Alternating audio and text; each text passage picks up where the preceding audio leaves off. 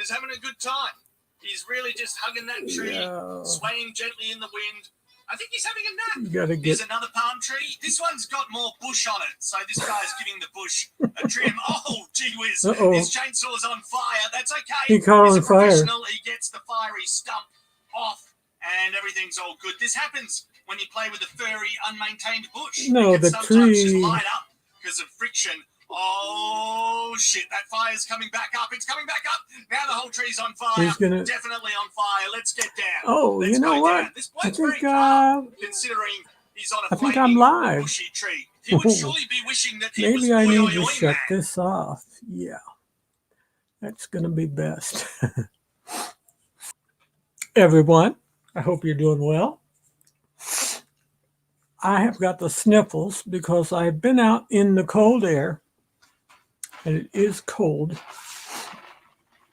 because the temperature, while it's a balmy 14 degrees, the wind takes it down to a little bit below zero.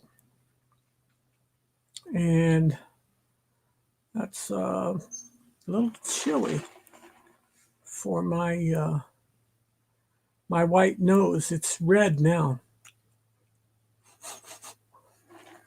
Oh, I need to turn my light on and see what color it looks like in the light. My little circle light. Let's see what color my nose looks like in the circle light. There we go. Let's try this one. There's the warm light. Does it look red? It's red. It's definitely red, but do my cheeks look red to you or not? No? They do to me, but I know what they normally look like. Plus, I mean, I've got my makeup on already. I've done my makeup. This is as good as it gets. Yeah. And my speech is wonky. Darn those strokes. I hate those things. Anybody had strokes? Anybody? Anybody? Huh?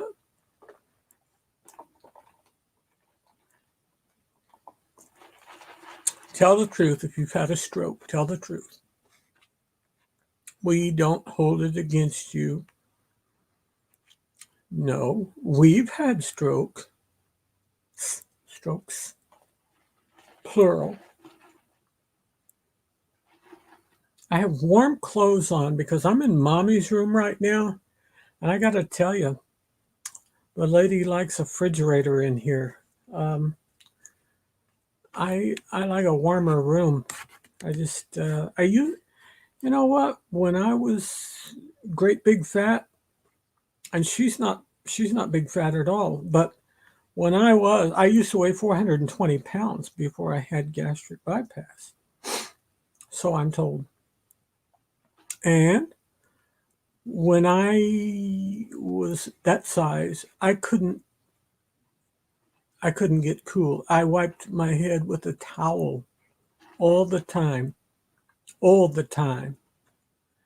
And still sweat. Playing the organ, sweat, singing, sweat. Didn't matter. I was always sweaty and could not get cool and could not sleep with it cool. Excuse me, could not sleep unless it were cool. If it were cool, pretty good luck. But if it wasn't cool, no luck at all. Had to have it cool to sleep. Or had to have a fan blowing on me. Yeah. Even I don't know. Even when I lost some weight, I still needed a fan, and now I don't. It aggravates my allergies now. Do you have allergies, or do you have to have a fan? Do you have allergies and you have to have a fan? Let me know. What do people say?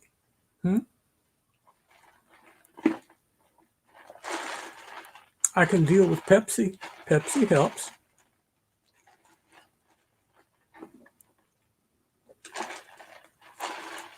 Does Pepsi help you sleep?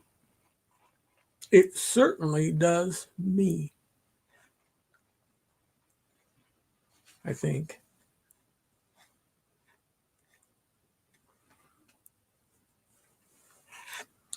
It is Tuesday afternoon at approximately 1506. That would be Central Standard Time. We are 600, we're GMT minus 6.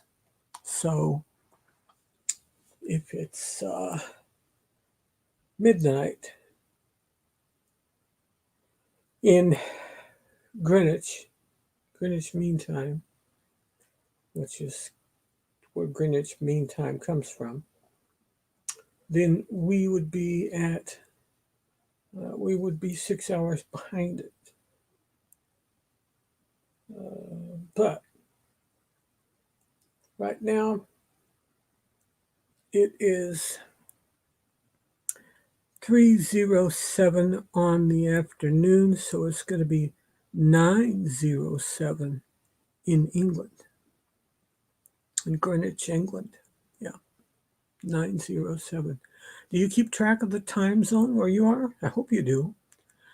I grew up in Indiana. Fun fact, or a fact, I don't know how fun it is, but it is true. I grew up in Indiana, and when I was growing up, there was no changing of the clock. It still changed everywhere else, but it did not change in, I think Arizona was one, Indiana was one, I want to say Delaware was one, and I want to say Hawaii, but I'm not sure on that fourth one.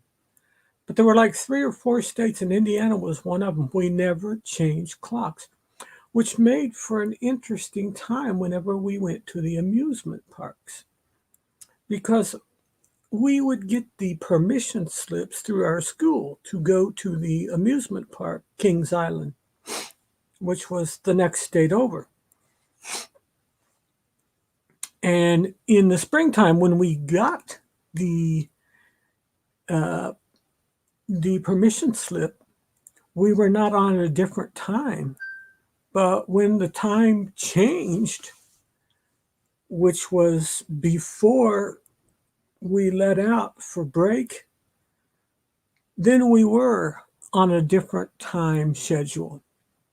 So by the time it was time to pile in the bus and go to Kings Island, we were on a different time schedule. Now, that worked out okay for me because my father was a bus driver, and he always took the groups that went to Kings Island. So every single weekend for most of the summer, he was taking a group. So guess what I got to do? I got to ride the front seat because the front seat usually only had one teacher in it. And I would sit in a seat with that teacher and behave myself because I was right behind my father and I knew better than to mess up. And it was a neat thing, but I had to get used to learning all about the time schedule and the time changes. So, what is the time zone where you are? Do you know what the time zone is where you are? I know young people that do not know. Yeah. I got a friend named Dwight Watkins. Today is his birthday. If you know Dwight Watkins, he lives in Cape Coral, Fort Myers area. Okay, it's either Cape Coral or Port Coral. I get it all mixed up. It's Fort Myers. Okay, it's right over the bridge.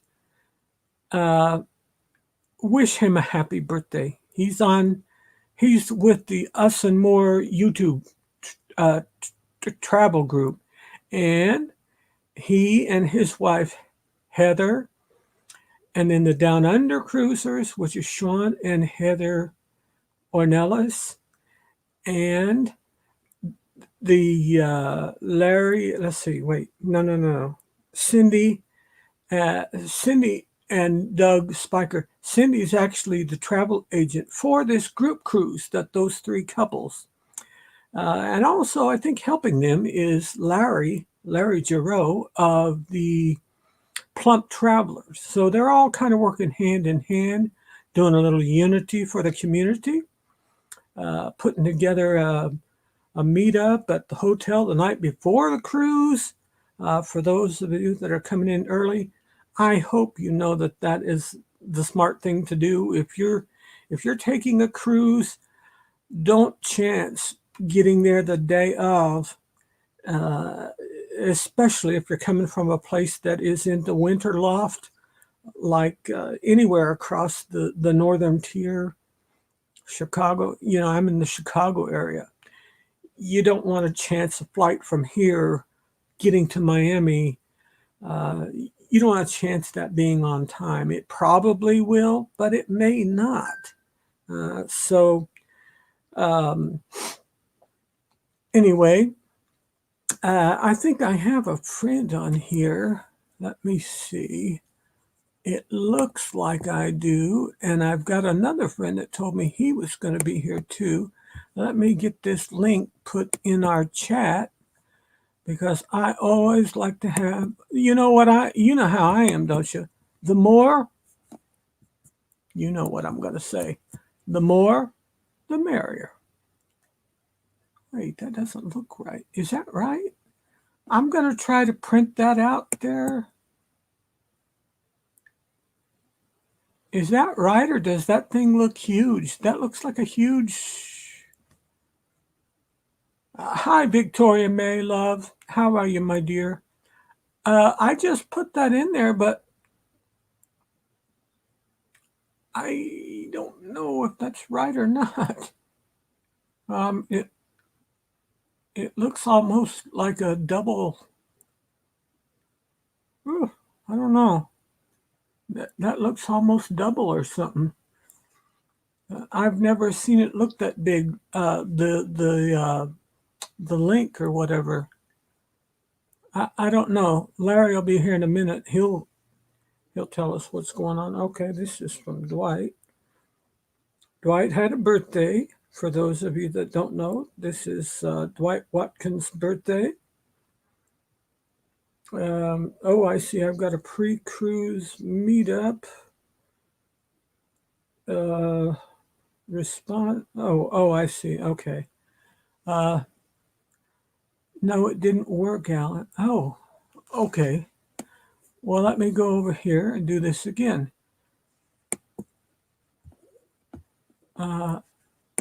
Copy the clipboard. Go over here.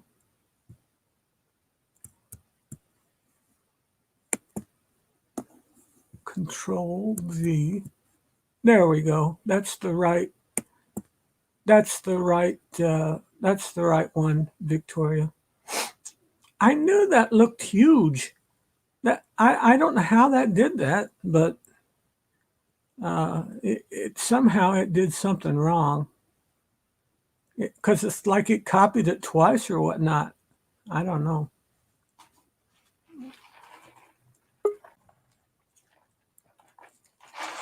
Okay, there's our sweet friend from the great state of Washington, which is near Oregon. Not in Oregon, but near Oregon. There she is. Welcome, our friend, won't you? That is Victoria May. Hi, Victoria. Hi, sweetie. How are you? I am okay. How are you, dear? Oh, I'm better than I was yesterday. Or what was it? The other day when I came up. It was yesterday, and I prayed for you, honey, because I knew you were hurting. And sometimes if your friends are sensitive around you, you don't always have to tell them. They just know. And you have some friends like that. I can't speak for all of them, but I can speak for some. And a couple of them are on here. And we love people. And it hurts my heart when I think a friend is hurting. It hurts my heart. And because I want people all around me, I want them to be sensitive to the other people who are around me, because their day will certainly come where um, they're going to need somebody to pray for them and somebody to say, "Oh God, please let your hands of comfort embrace my friend who's hurting right now." And some days you'll know what they're hurting for, and some days you may not. I just came to the realization, what comes, what comes. What comes it's just what I'll deal with it when it comes. Right now, I can't do a thing about it. So why let it get to me? And if it comes to the point of I have to start over, well, hopefully the word will get out there, and all the people that are following me now will just turn around and follow me again. So, it might be a struggle. I don't know, but I'm not going to stress it. Well, I mean, I know some of us will do anything that we can, although whatever I can do might be limited because my technology skills are, although Larry might help me through. Yeah. And then I will say, let me say one thing about your husband. You're blessed, it sounds like, and I've never met your husband. I've never seen him. I've never talked to him. But it sounds to me like you're very blessed with a good man who loves you. And not only does he love you, but he's supportive. Yes. And there's so many women in this country that would love to have a husband like what you have, Victoria. So my my props to your husband, but to you as well. It takes two. Somebody has to pick, and Yeah. you had to pick him at some point. So you did good picking, and he did good living. So, Well, I've known him since I was 16 and he was 18. oh, okay. So he's my best friend. He's my rock. He's my stability. He's so much. I could really brag him up. He truly is a blessing to me. But I'm a blessing to him too. I mean, we're total opposites in a lot of things, but sometimes that works. Sometimes you need total opposites, to counteract one another, to help It, one another. it And definitely worked for us. I had just turned 20 when we got married. We've been in May. It'll be 35 years, and she had just turned 19, and we are opposites. But it has worked for us. She's always been extremely supportive of me. That's not to say we've always agreed. That's just saying she's always been supportive of me. And I haven't always agreed with her, but I've been supportive of her. the thing And is, at those points, you got to agree to disagree and move on. that's exactly right. That's exactly right. You And just, recognize the love that each other has. yeah, yeah, you can't let your differences of opinion, your differences, destroy all the good that's in there. And that I think is a lot of the difficulties in marriages nowadays with younger, because they expect everything to be a bed of roses without Oh, thorns. And the thing is, there is thorns, and sometimes you get poked, and sometimes you poke back, and you bleed a little bit, but then it heals and you move on. You know, okay, folks. So if you're just joining us, folks, our topic for today is marriage, how to make it work and how to fake it until you make it. Uh, we've got some veteran uh, veteran newlyweds. That is Victoria May of Victoria May Life Unfiltered, and of course, I'm your host, Papa Mozo. She's been married what 30? How long? 25 plus a little bit, a few months, 25. 25 plus, and Mommy and I have been married almost 35. We've done some things right. We haven't done everything right, but we have done some things right. In your marriage, if you're just joining us, tell us what has worked in your marriage, because you have to be thinking something you did was right. You can't feel like everything I did was wrong. And if you do, then tell us, here's what I did wrong. I wish I had never done this. But if you're just joining us, that's the topic of the day. It's a worthy topic, and we want to know what you have to say about it. We've shared our stories briefly, but they're wonderful stories to tell, aren't they, Victoria May? Yes, yes. And there is struggles. There's going to be struggles still yet. Don't ever think that there's not going to be a difficulty. Don't think that everything is going to be a honeymoon forever. The honeymoon only lasts just for a while, and the comfort sets in, and the security sets in, and people relax a little bit after a few years, and become more themselves, and let more of themselves be known to you. It's inevitable that in the beginning people try to be on their best. Um, they put their best foot forward for a while, Sure. but you can only put your best foot forward for a while. Then you got to go both feet full force into there eventually, and it's a struggle, but and I guess it's each person has to decide what is the fatal blow to a relationship. Um, in the old days, there was some serious bad things that would happen in relationships. Um, People would cheat, um, for one, and abused and different things, but they still stuck together in the old days. They still would stick together, and there was a lot of I'm sorry's, That's right. and you got to work through those. You never forget, but you forgive, and you move on, Absolutely. Absolutely. and you don't forget.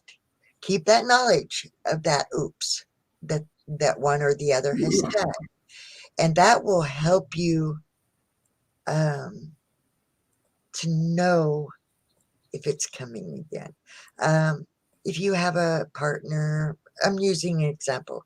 If you have a partner that drinks and drives, okay, they've been to jail, and they had to pay all those fines and all of that, and you forgive that. You don't forget it, you forgive it. But if that person is all of a sudden not calling home to check in, you think they're at work, but it's about time for that person to come home, and they're not calling you, and it's getting quite late, and a few hours gone by. You've been through it before, you know the signs, and you're calling them and calling them and calling them, and they're not picking up. There's your sign that they're doing it again. Now, like I said, this is on each person. Decisions have to be made by the individual couples. Right. Me, myself, I forgive and I move on, because all in all, the good outweighs the bad. Sure. And believe me, your partner don't feel good about how the stresses or the anxieties or depressions that they're putting on their partner. That is going to work on them privately. Don't bully them. Don't nag them. just love them through it. And a lot of the time when you do that, it's going to help them to change a lot quicker. If you're nagging and threatening and all that, that just puts more stresses and strains. And now this is my opinion. Yeah, I'm enjoying this. That's just going to put more stresses and strains on your relationship. Love them through it. Love them through it.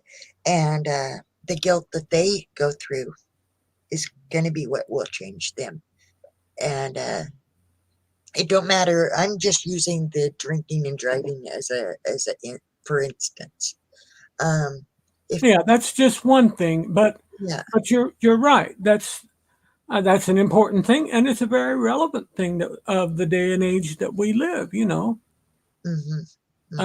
And I certainly understand. There are some people who they don't drink and drive anymore, and we're concerned about them because, and my wife has never been a drinker, by the way. So, Yeah. but I'm just saying, if it's somebody that did used to be a drinker and a driver, and they say, well, I'm through with that. I'll never do that again. But 2 or 3 times they kind of relapsed, and each time they did, it affected the household economy. Yes. Well, then it goes to a different level. It's like, okay, not only are you putting your health at risk, we're putting our family here kind of at risk, and we're not going to be able to have Thanksgiving dinner because we don't have money for $100 grocery. You know what I'm saying? I mean, Yeah. there's just certain things where they might, or God forbid, but they might keep you from paying a wintertime electric bill or a wintertime gas bill. Gas bills around here in the wintertime run $300 and $400. Yeah. And if you got a $400 gas bill looking at you for January, and you got Christmas in December, that has to be planned very strategically and very well. And it really takes everybody in the house to plan that out. Yeah. Like I said, it depends on the individual situation for everybody. But Papa, more or less what I'm saying is people tend to divorce over silly stuff. I mean, divorcing over politics, divorcing over I don't know, because the husband doesn't give them what they want, or the wife doesn't give them what they want. I'm materialistic, Yes. and the relationships are ending over these, or it's not a bed of roses like I thought it would be, and it ends the relationship. Don't go into a marriage if that's the thoughts that you're feeling, because it's not that simple. It's a very complicated thing, a marriage and a long-term, for life. You're supposed to marry for life. It's a life commitment.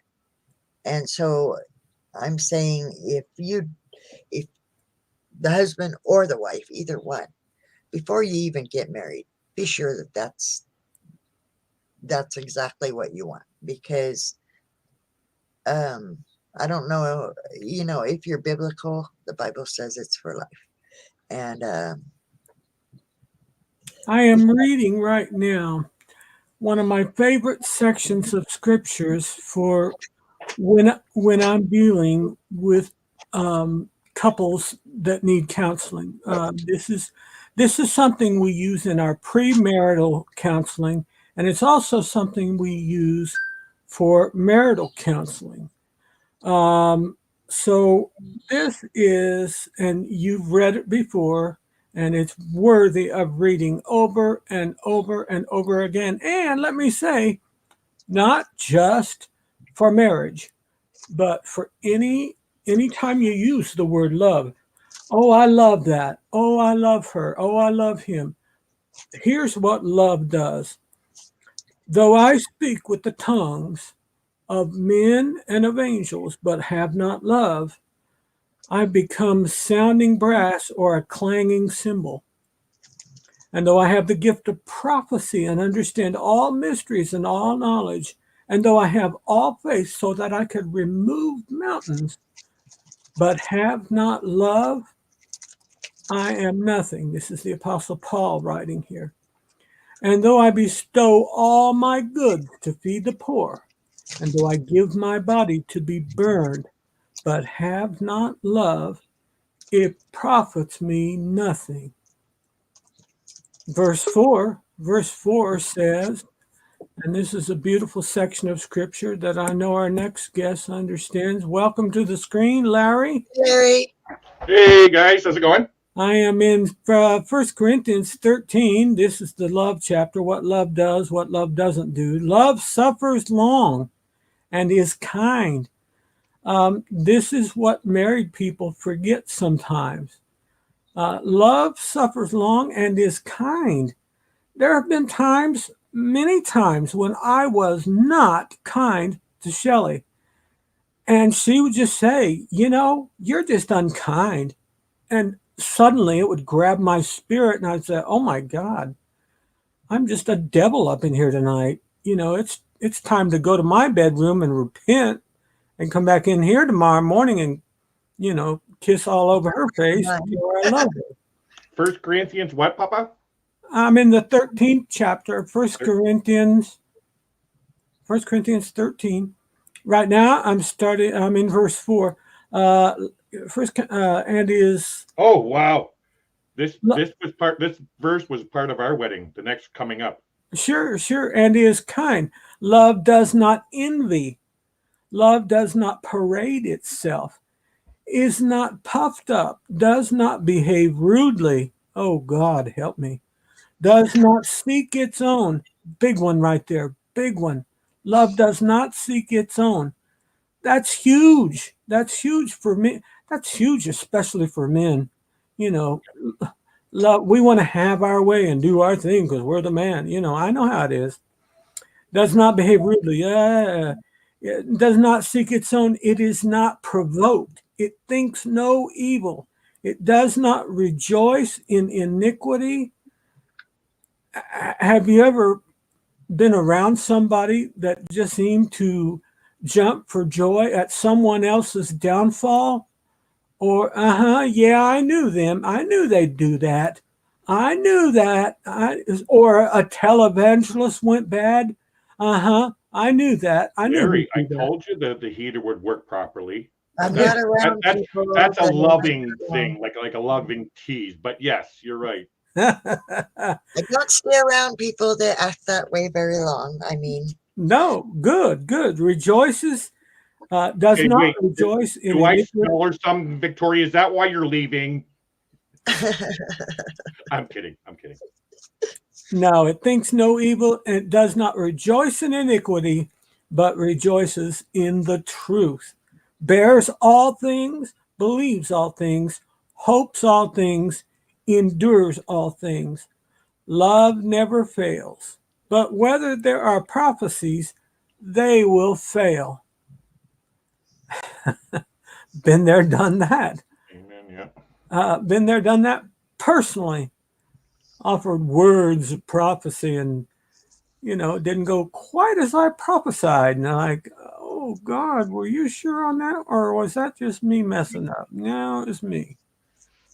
So, I mean, that's the huge scripture that we always use for anybody that says, I love you, or I love something, or I love someone, or I love being somewhere. Does it stand love's test according to 1 Corinthians 13? Beautiful, beautiful piece of scripture. That's part of the Pauline letters.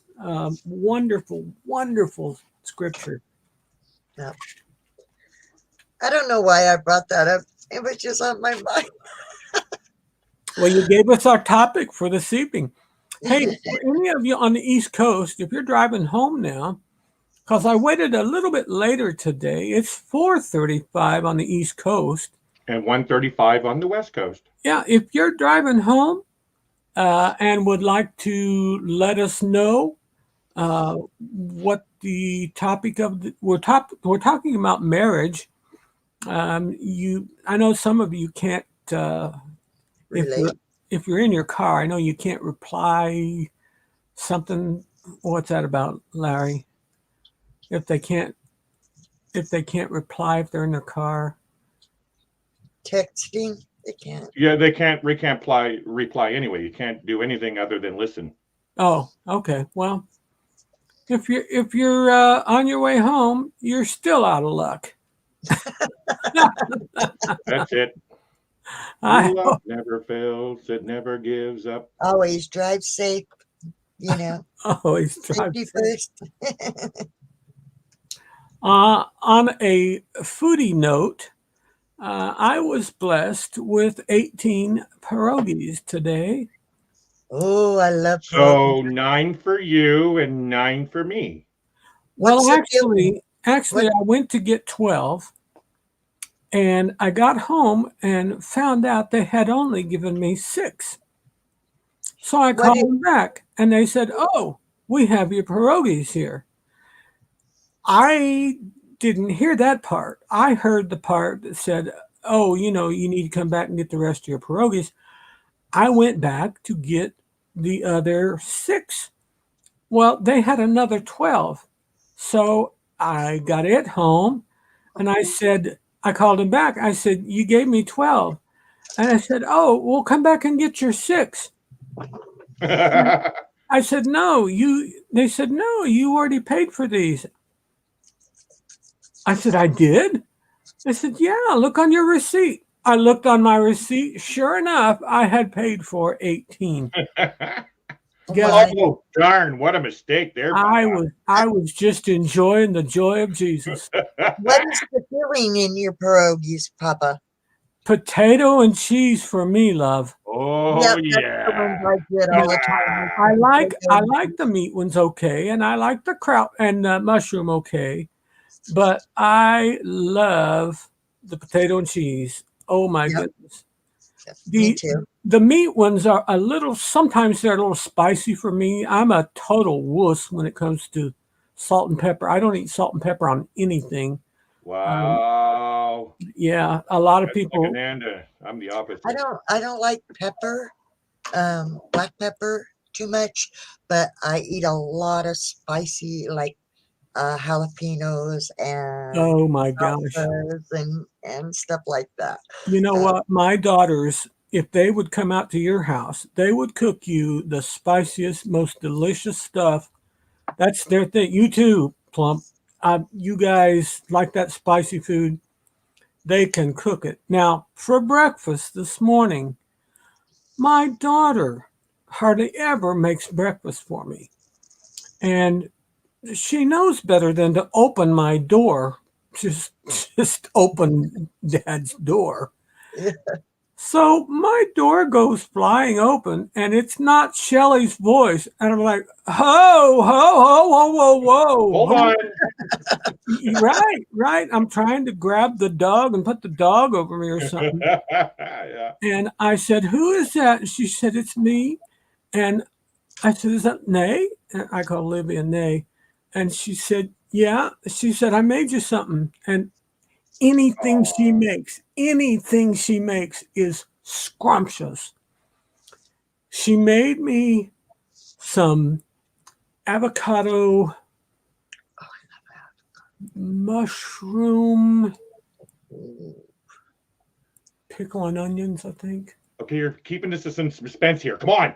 I think it was all of that actually done into toast. It was all that done into toast. Wow. And I got to tell you, it was wickedly divine. It was delicious. Sounds like I can't say it on here, but it's a military term. On a shingle? On a shingle? It was good. It was good. I thought Is of the last letter a T? I thought of you when I was eating it. I said, "I bet he would love this." because avocado is not for everybody. My dad does not like avocado at all. And I love avocado. I love mushrooms. I don't do pickles, but I can eat them. They're all right.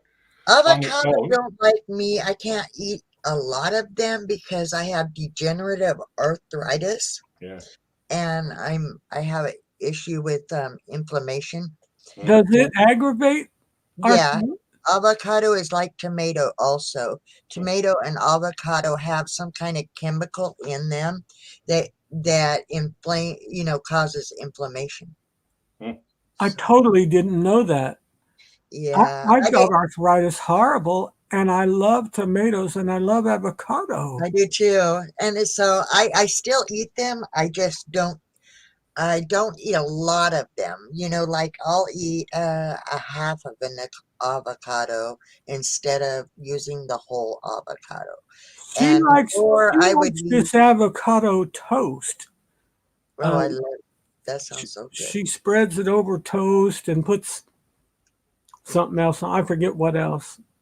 Yeah, it causes Amanda has inflammation. avocado toast like all the time. That's her. She loves avocado toast all the Oh, time. she does. Both The problem is we don't get very ripe avocados, so you have to wait to get the avocado to ripen before you can use it. So by that time, that craving's over for me. yeah, both avocado and tomato. Just knowledge to anybody who has arthritis of any kind, it causes inflammation. It's got a chemical in it that Now causes. I'm originally from Indiana, and I've lived all over America, but I have never had tomatoes any better than Indiana tomatoes consistently year after year after year. Mommy said the same thing. And even the people that said, "Oh, we're from Arkansas. Arkansas tomatoes are the best." They don't compare to Indiana. However, Indiana tomatoes are only good for about August and September, maybe at the beginning of October. So you really have to be close. However, I'm close. Um, and, a family reunion is always a good reason to go and, get my tomato supply or my fix, as it were, and get my hair cut. The same guy that cuts my hair now gave me my very first haircut when I was 1 year old. That's amazing when you said that. Yeah, wow. Yeah. But I just received a phone call from him, and the lady that shares the building with him died the other night, and so he doesn't think he's going to be able to stay in that building. He's looking for some other place. But I just got to answer this phone call. It's my daughter. I'm just going to mute. oh, go right ahead. Sorry. There is a thing on the boy, Victoria. I wish so bad that you were going to go on the on the on that cruise with us. I wish so bad you were going to go. If I didn't have I could. I don't know. I want to say maybe I could be talked into something like that one day, but I get seasick, so that really has me concerned that I would not enjoy it because I'd spend my time hanging over the rail, maybe falling in the ocean. Oh, you think you'd be sick? I have motion. Oh, sorry. I have motion sickness. I can't even drive in a car for very long without having taking Dramamine like crazy. I was fine though when I worked deep sea fisheries on a crab processing ship in Alaska. But the difference is that ship was docked. I mean, it wasn't docked, it was anchored out from the island, and we would skip into the island if we got mail or something like that. But it was anchored, so it wasn't moving on the sea.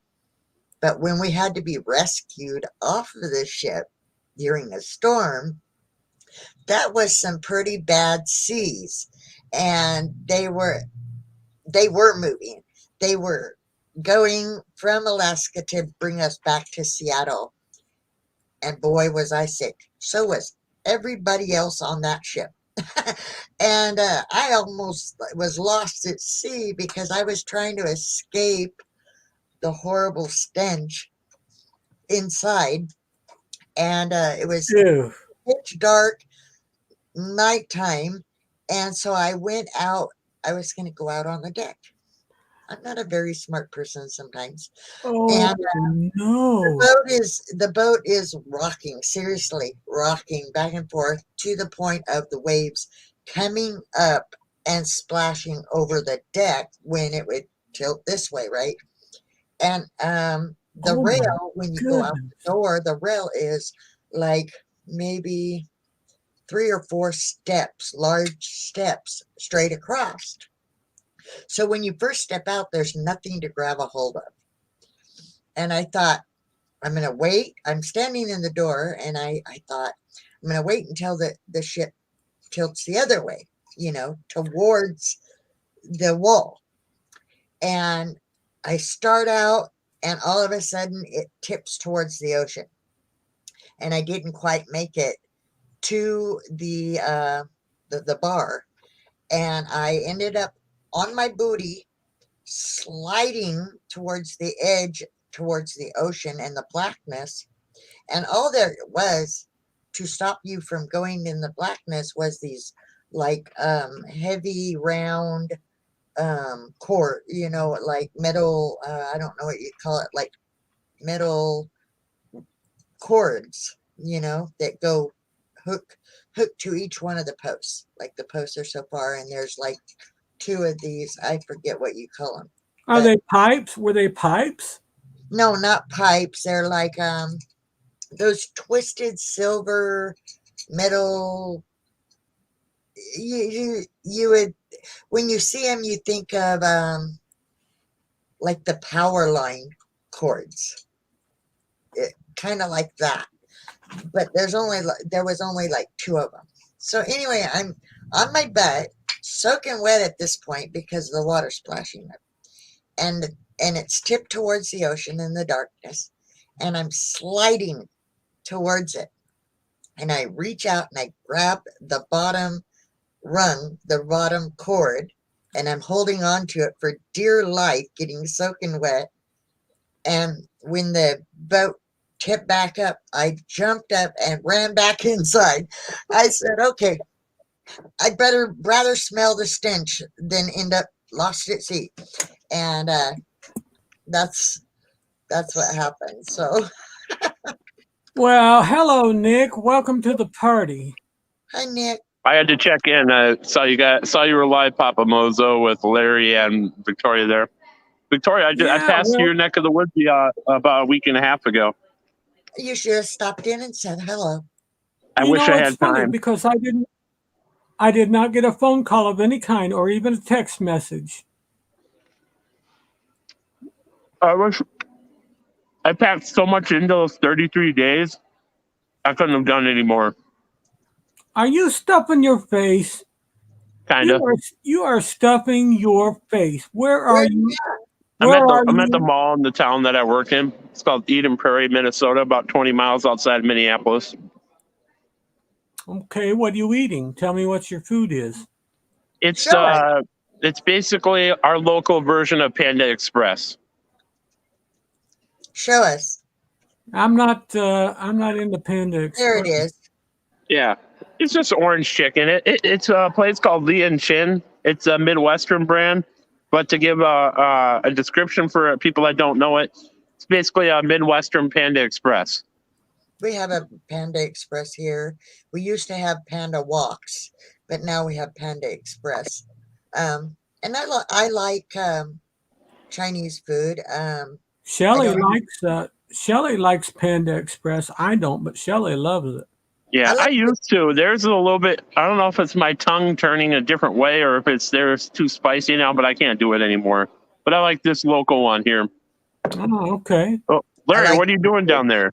Oh, he is on the phone. He's muted us. His microphone is muted right now. He's talking to his daughter. So It kind of fair looks enough. like he's got a some kind of a mental disorder. Yeah, I know. I didn't notice notice the muted mic there at first. Yeah. I just noticed that. He told me he was going to mute. That's the only reason I knew. Yeah. So how you doing, Papa? I'm doing well. I had a couple meetings today, which it's been a long time since I've been hosting meetings, and I also went to the Polish deli and to the market, and so it's all good. And I made out like a bandit at the Polish deli. They gave me 6 extra pierogies. So, Ooh.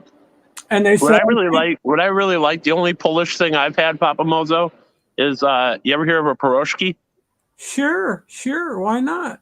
Yeah, I had that when I went to Seattle for the first time. People are like, "You need to go to Pike Place Market to a place called Pierogi." And for Victoria and Larry or anyone else that may not know, a pierogi, to make it simple, is like a Polish hot pocket. Yeah, kind of. Yeah. Well, to give a general idea. The ones at Pike Street Market are delish. Oh my God, so good. Yeah. I love that Pike Street Market. That's a great market. I've had those, and I have like nighttime dreams about those. Well, I know, right? Right. I have food dreams where the dreams, they go out of my head like the little bubbles in the cartoons. Yeah. Oh, but no, after that 33-day trip across the country, I've decided I'm actually going to go through with it. I put in my name with the post office for a couple of cities in Georgia. We'll see how long it takes. Georgia, wow. It's not quick. I just put my name out there now. I just got to wait and see. So I'm going to give it a few months. If I don't hear anything, I'll write out to the people in charge of those cities and see where I sit. I'm sure that there's a food I like in every culture of food there is. I mean, there's not one culture that I'd say, "Ooh, no, thank you." I mean, that every culture has something that you're willing to eat. But I think my favorite is Italian food. Thank you, Victoria. Yeah, I like Italian food. I had a really good lasagna, Victoria, in Whitefish. Oh my gosh, when Italian food's done right, so good. Yeah, I like white sauces. I'm more into the white sauces than clam sauce. Yeah, and I like yum. What is that? It starts with a P. It's a sauce, but it starts with the letter P, and it's white. I just can't think of it right now. Oh, I hate my memory sometimes. I probably got some in my cabinet, but I like the white sauces, the garlic, the sauces that have garlic and like Italian spices and stuff in it. Do you like carbonara sauce? Oh, it sounds familiar. Carbonara sauce? It sounds familiar. It's can't quite place it, but it sounds very familiar. So because it does, I think I like it. It's crazy good. Hold on, I'll be right back. Now I'm really curious. I got to go grab that sauce from my cabinet. That's got her bad. You notice that? But no, I decided on Georgia because I like it enough down there. It's really different than here, and I'm still in America. Because I didn't think at first I want to move across the country, but it's like my job at the post office, it's the same thing all across the country. It's not America. Do you do door-to-door, Nick? Yeah, I go door-to-door. Well, I mean, I drive box to box. I don't walk door-to-door. What do you mean? You drive box to box? Oh, you're rural. Prego, that's what you're thinking of. Yeah, I've heard of Prego. Oh, okay. Okay. Roasted garlic parmesan. Parmesan. You're into mommy now. Mommy likes that. Yeah. So I like the white sauces, more than the red sauces. I'm more of a red sauce person, either the 3 cheese blend or the one where it's like meat flavored. I'm the rosé guy. I love rosé sauce, which is the white sauce and the tomato sauce together. And shrimp. Oh, shrimp. Anything with shrimp. I love shrimp. Papa, you noticed then Najuna came in there? No, I didn't see Najuma. Yeah, Wait, Najuna's who's here. Who's Shulan de Guzman? I don't know. I put them in timeout. That was a little spammy to me. I don't. They're on there 3 times. I don't know who they that are. was spammy to me, so I put them in timeout for 30 or 300 seconds. 300 seconds. Okay. Shulan de Guzman, who are you? Where are you from? Najuma? Hi, Najuma. Hi, Najuma. Najuma, she's playing shy today. She does not need to pretend like we don't want her up here. We always like to have Najuma join our channel. Absolutely. But now the real reason I want to go south is I've had enough of working out in the cold every winter. Okay, then let me offer you a compromise where you will still be in America. Seattle, buddy. Oh, Seattle, hell no. Seattle is a hellhole. Watch your mouth. Buddy. Yeah, I'm sorry, Papa. I didn't mean that personally. Oh, okay. Sorry. I love Seattle. Somebody's calling me. Hello? No. I'm not ripping on the people of Seattle and whatnot. I'm just not a fan of the city. It has gotten bad with the things that's going on there. Yeah. I don't want to get too into it, but there's a lot of homeless right now. Yeah. There's always a lot of homeless in Seattle, and because I got family there, but let me tell you, Seattle they lead the nation as far as cities that care for their homeless. Better than any other city in the United States. Now, that is a two-edged sword. I understand. I'm not for propagating homelessness. However, I'm not for mistreating the homeless either. So, I mean, it goes both ways, but I have seen the good done in Seattle. I've seen the bad too. Yeah. Well, right now, Papa, there's a lot of bad elements going on. They are having, I just put it, they're not having any respect for the small businesses there. That too. Are they tearing stuff up? Yeah. There's a lot of bad element going on right there right now. And the protesting, and it's not a peaceful protesting. Attacking old people just trying to cross the street because they don't want them to cross the street. Yeah, that's where Papa. I wasn't ripping on any family or anything out there. It's just my experiences in Seattle. No, you don't have to. You don't ever have to feel bad in my chats about calling out the facts. If there's vandalism happening, just say there's vandalism happening. There's that element. For no apparent reason. I may add in there, I was homeless numerous times throughout my life. Then I also started working for homeless shelters, and I was also an outreach worker here. That was my last job that I did. I know quite a bit about the streets, and there's a lot of bad, but there's a lot of good out there as well. So I just wanted to put that in there, and I know I've experienced the homelessness in Seattle as well. You can't put the homelessness in with these protesters. It's a totally different thing. Yes, there's probably homeless people protesting like everything else, but I'm a little uncomfortable when you add in the homelessness to the protesting. Well, we've had a lot of people in our church, and our church is downtown Waukegan. If you want to look it up, it's right up go straight up from Chicago. We're right up by the Wisconsin border. Right up there near Kenosha, right, Papa? Yeah, beneath Kenosha. Kenosha's on this side of the border in Wisconsin. Waukegan's on this side in Illinois. And we were very near an ARC, the Salvation Army. Adult Rehab Center. And two of the majors, in fact, they were husband and wife, were good friends of mine. We got a lot of our people through the ARC, and they were happy to send them to us because we gave them a church to belong to, It helped them feel like they were part of a community. Also, we sent people over there for work. We sent people over there to shop. If you're going to buy a shirt, go over there and see what you can get from the Salvation Army, that type of thing. And we learned and we taught our people how to go downtown Chicago. Okay, if you're going to the city, take yourself 10 or 15 extra dollars. Take the train. You're going to take the train and use your card or whatever. Most people have a monthly card.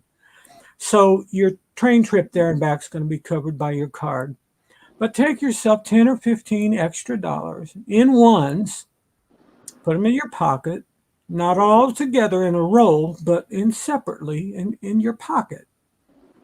And if you come across somebody that, is saying, hey, I can you give me $5 to get to the city? There's always $5 to get to the city. They always want $5 to get to the city. I feel like they could be in the city and say, can you give me $5 to get to the city? But would say, I can give you $5, but I got $1, and they'll take it. Trust me, they'll always take it. Yeah. And you say, well, what if they're using it for crack? Well, two things. If they're using it for crack, number one, $1 isn't enough to do any damage. Truthfully, that's not enough to get anything. And then the other thing is, you at least made them feel like they were not less than human. Even though you may have felt like they are, you didn't make them feel like they were subhuman. And so many people in the street feel so, and Larry's here, he can tell you, I've never been homeless, but I'm telling you, I've dealt with enough that cried on my shoulder, literally, because they felt like they were not worth Jesus even saving, because even church people didn't want them. If I can say, most homeless people feel like they're the lowest piece of garbage on earth. And when you say, hey, do you get any spare change? And nobody gives them the time of the day, that just worsens them, makes them even feel even dirtier. And so when you're totally right what you were saying there, Papa Mozo. I've dealt with this situation where, hey, spare change. And I knew he was going to go get high with it. This is what they do. I know, like, I worked at the Salvation Army in Vancouver, downtown Vancouver, for 5 years. And I had my breaks. I worked the evening shift. I watched all the things going on, had so many people asking me for the same thing. And that's what I learned, Papa, like what you're saying. No, I don't want to give him $2 to go get it. But by me refusing him, and again, $2, they can still get high on that. But it's not like I'm not going to give him every night and every day and all day long. It's this. What I'm doing is I'm opening up that door to show them, you know what? He's not a piece of garbage. Because I do come back at another time and saying, hey, how you doing, John Doe? Whatever. Like, how's it going? Remember me? Yeah, right. You know. And start a conversation with them, and then you open them up to somebody that might go get some help and get off the street. And I've like you said, I've sent so many people to rehabs, detox. Well, I feel like my $1 goes a long way towards saying something about them and also something about me. It lets them know, hey, and you know what? They know that I know the score. The homeless people, they know that I know what's up. They're hoping you don't, but they do. I was homeless as a child. I was by myself from the age of 12 years old until I was 21 when I finally got it. No, I did not know that. And I was so thin, not because I drank, not because I did drugs, because I was starving. Because people would, it's like that song about this girl in the streets and blisters on her feet and stuff like, I can't remember the person that sang the song. Okay. But when I hear that song, I think of myself back then. And yeah, you feel pretty low. And you feel pretty dirty, and you feel like the trash that somebody just threw on the ground. and you ask somebody for money, a change, anything, and they look at you and say, get a job. Well, somebody said that to me once too many times, and I said, fine, I should get a job. Are you willing to give me one? And they just and moved on. You know what I mean? And then there's been times when, as a girl, it wasn't too safe. I was offered a maid's job, and I trusted, and I went, and it turned out to be not what the person said they wanted me to do. Oh my It wasn't at all, and I lost everything I owned because I was out of there.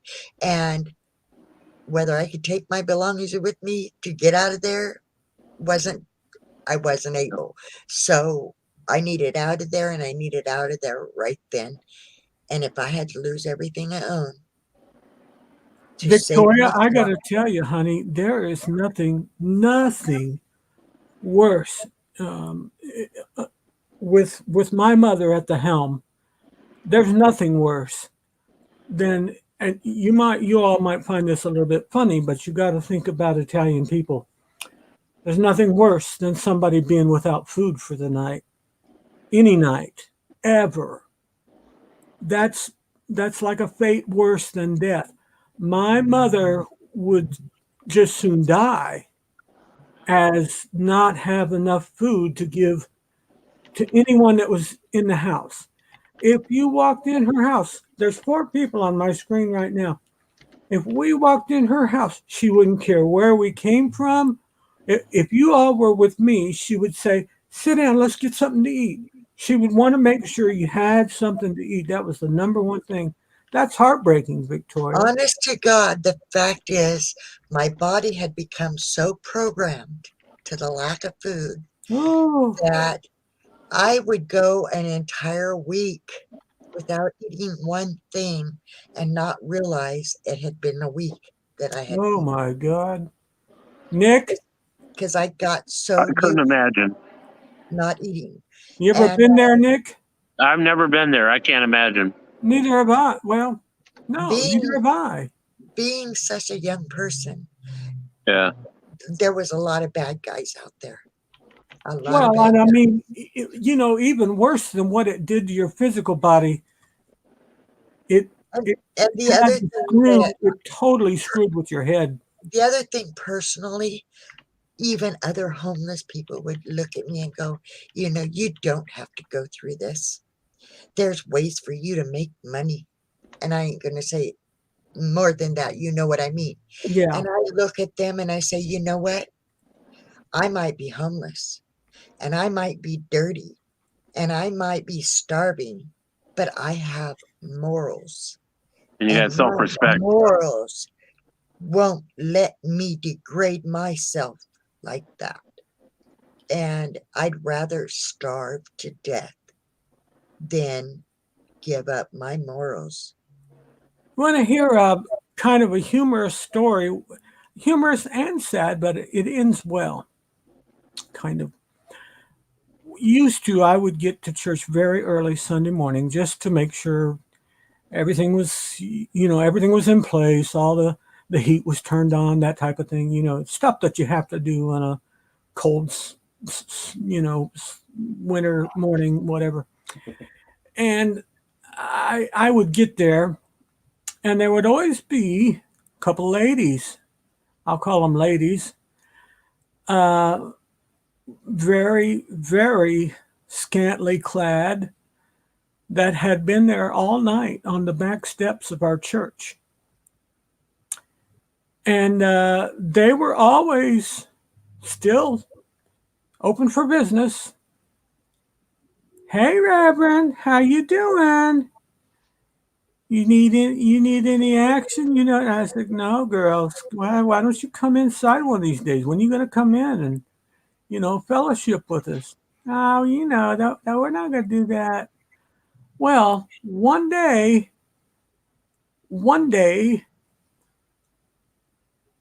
they decided to come in. Papa. Yeah.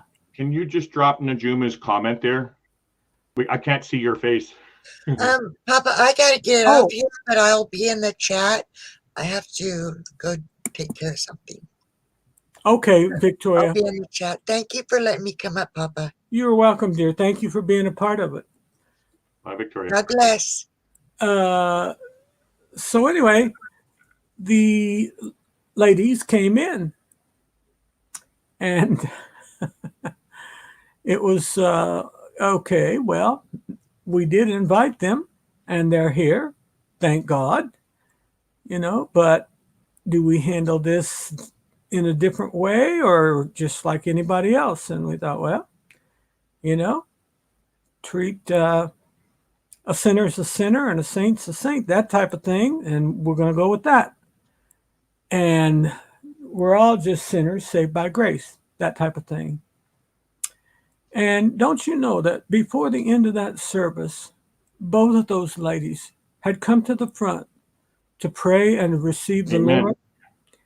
And over the next, 6 months, one of them did not do well. She lost her health and her battle with AIDS, and she died. The other one, however, totally did a turnaround and ended up with a minivan, a used minivan of her own. She got an apartment. She got her adult daughter and her children to move in with her.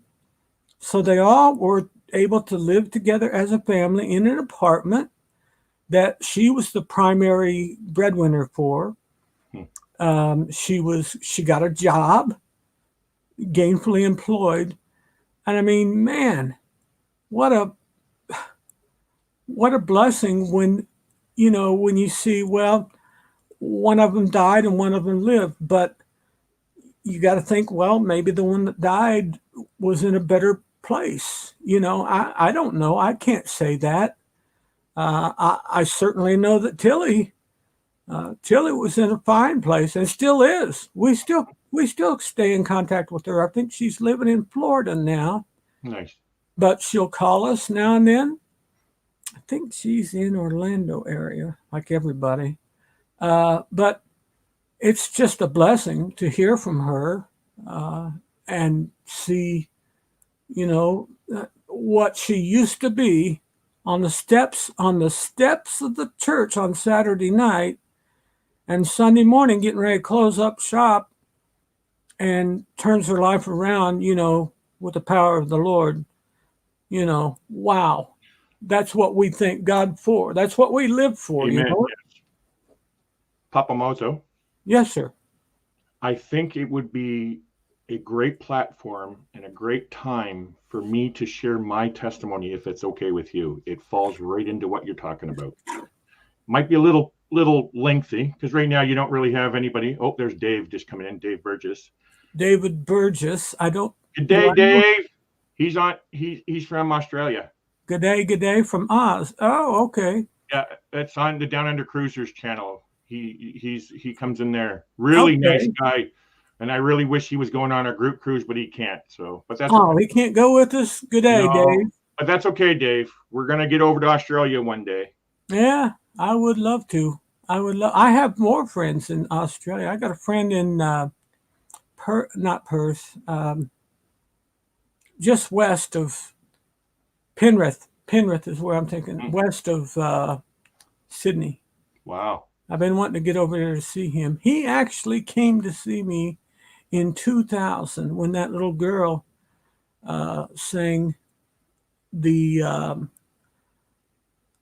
no, she didn't. John Paul Young, Love is in the air, everywhere you look around. Love is in the air, at the Olympics. Yeah, I can't. Love is in the air. Love is in the air, and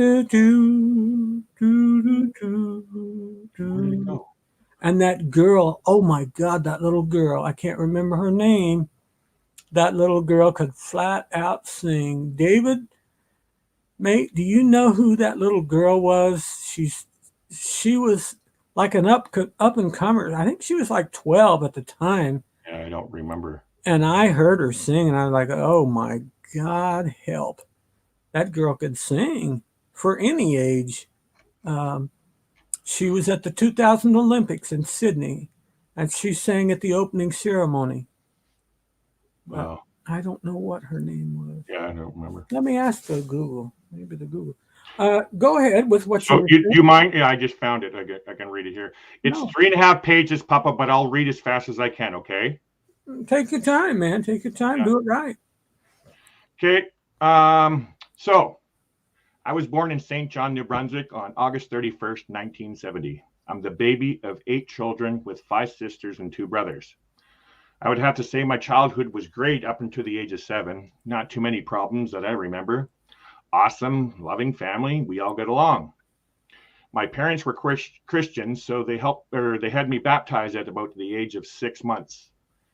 At age 7, my father passed away from lung cancer, which hurt me very much. I took it very hard. After he had passed, I was sent to a foster home for 1 year because my mother was struggling to take care of us 8 kids by herself and was having a very hard time. She ended up having a nervous breakdown where she was hospitalized for a short period of time and lost her children. After the year in the foster home was up, she had to fight to get me back and a few of my other siblings. And finally, she won. I was 8 at the time. Up until the age of 12, there were some great struggles also.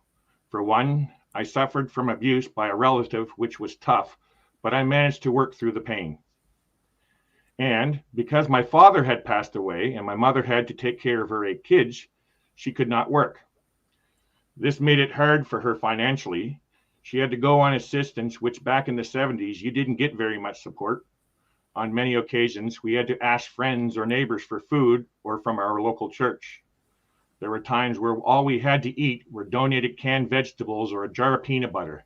That was our meals for the day. At age 12, my mother decided to move to the downtown of the city of where life can be very challenging at times, which it was. It was just me and my mother living at a home at the time as I was the baby. She decided to have me confirmed at a local church, and I started to serve and sing in the choir.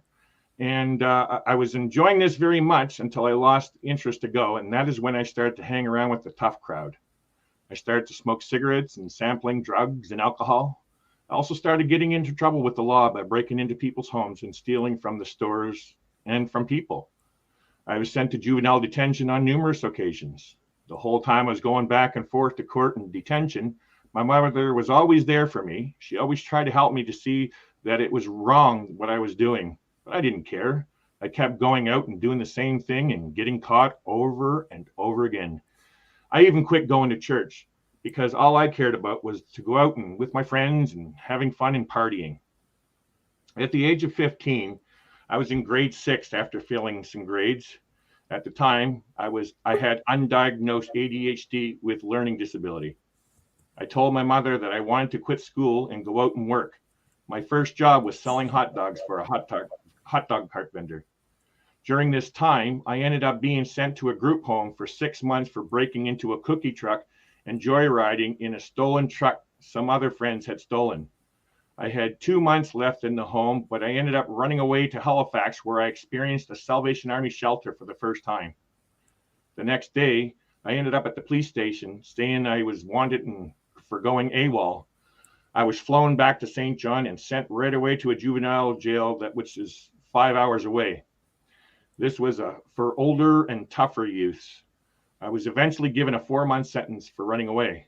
This was a very dark time for me. Within a month of being locked up, older inmates started challenging me for fights. It was a way to give them status if they win the fight. On one occasion, I was whacked in the nose by inmates for no reason, and it started to bleed. They threatened me to go wash it off fast so the guards wouldn't see. On another occasion, I was challenged to a fight, and I agreed. All fights were held in the shower rooms away from guards on slippery floors. All I remember was me throwing the first punch and connecting with his nose. The next thing I know, he started to scream and really loud, and that was it. The next thing I know, I was in a guard's lap with a sore neck. From what I was told, he had freaked out and jumped up and got me in a headlock, which then knocked me out. I was told that he kicked me in the face a couple times while I was out. We were both locked in our cells as the guards was told we were fighting. After a while, the guards were saying they wouldn't be doing anything. They were going to let us out. This is when I did tell them that I wanted to be locked up in protective custody as I was constantly being challenged to fight. While waiting for a decision, I remember looking at the ceiling saying, "If you are real, God, please help me." I was afraid. About an hour later, the guards came in and said, "Pack up, we're putting you in PC." At this point, I had about a month and a half of my 4-month sentence. During this time, I had never had any issues. I do remember sitting there saying to myself, I will never do crime again. When I got out of juvenile jail, I was 17 and a new person. Around this time, I met my now ex-wife. We were married for 18 years and had 2 beautiful daughters. I must say, life was quite hard during these years.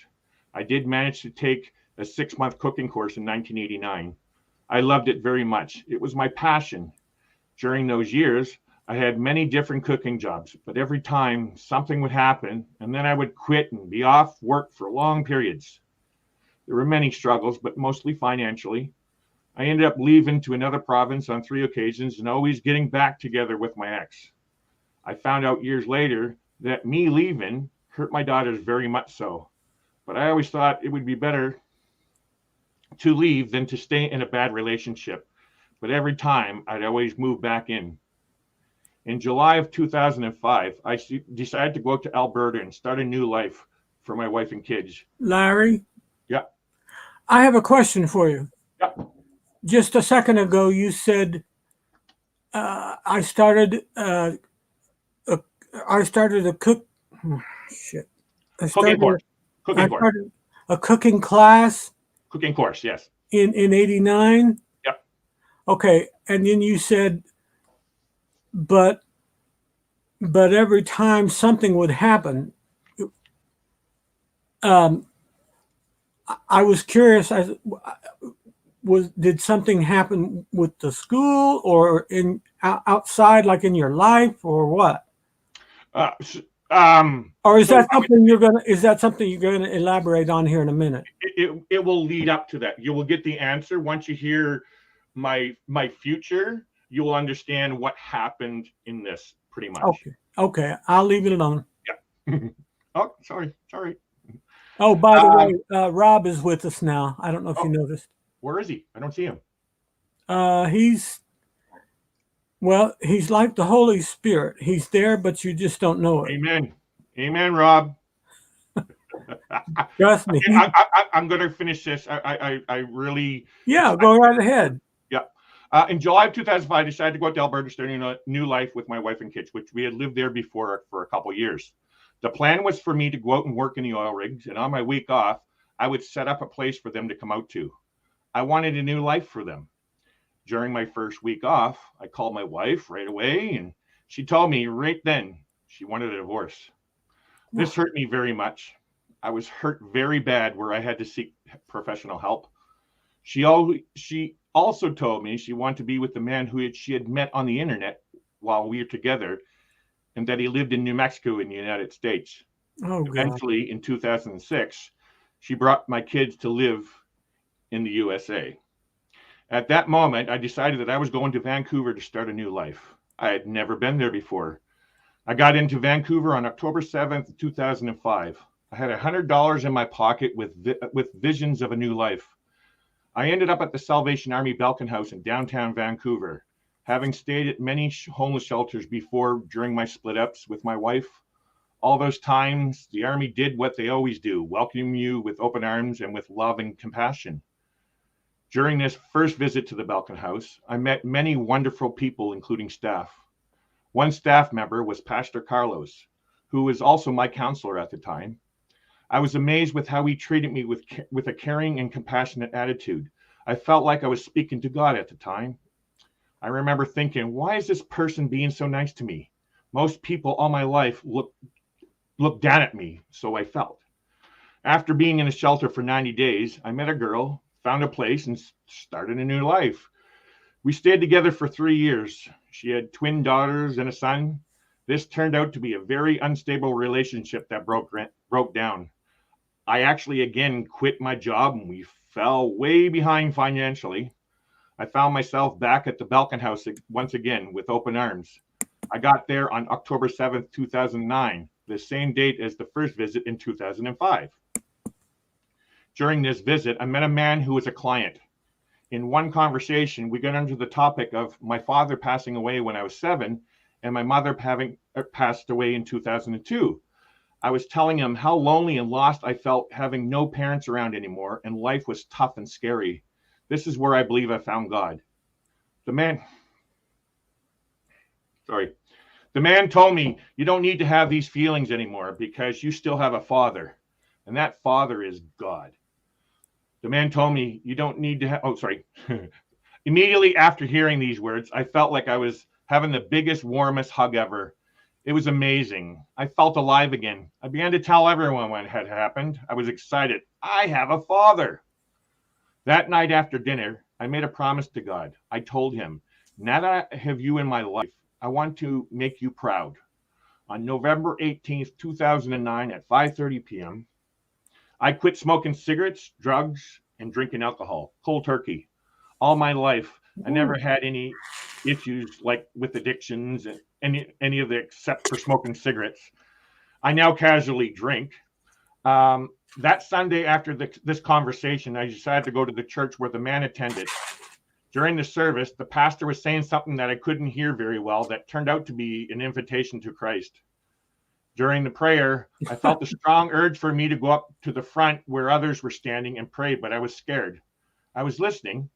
After the prayer was over, I felt like I had just missed the last train to paradise and I wanted on that train. After the service was over, I decided to go and speak to the pastor. I began to tell him how I was feeling, and he offered me to say the prayer at that moment, which I did. I really didn't know what I was getting into at first, but it felt really good doing it. This was November 22nd, 2009. During my next visit with Pastor Carlos at the Balkan House, I had told him what had happened at church that Sunday, and he informed me that I had just accepted Jesus as my personal savior. It felt amazing hearing this. I'm a believer now? Wow! It made me think of some of my family over the years telling me, trying to get me to see God's way and how good it felt to be a part of it, and now I was. At first, things were a bit confusing. I didn't know how to handle this new life. But with the help of Pastor Carlos and another staff member at Balkan House named Gaston, I was able to begin to see what my purpose in life was. Life isn't about me. It is about what God wants, his plan. I eventually attended the Salvation Army in-house program called the PDP program, Personal Development Plan, or Breaking the Cycle to Homelessness.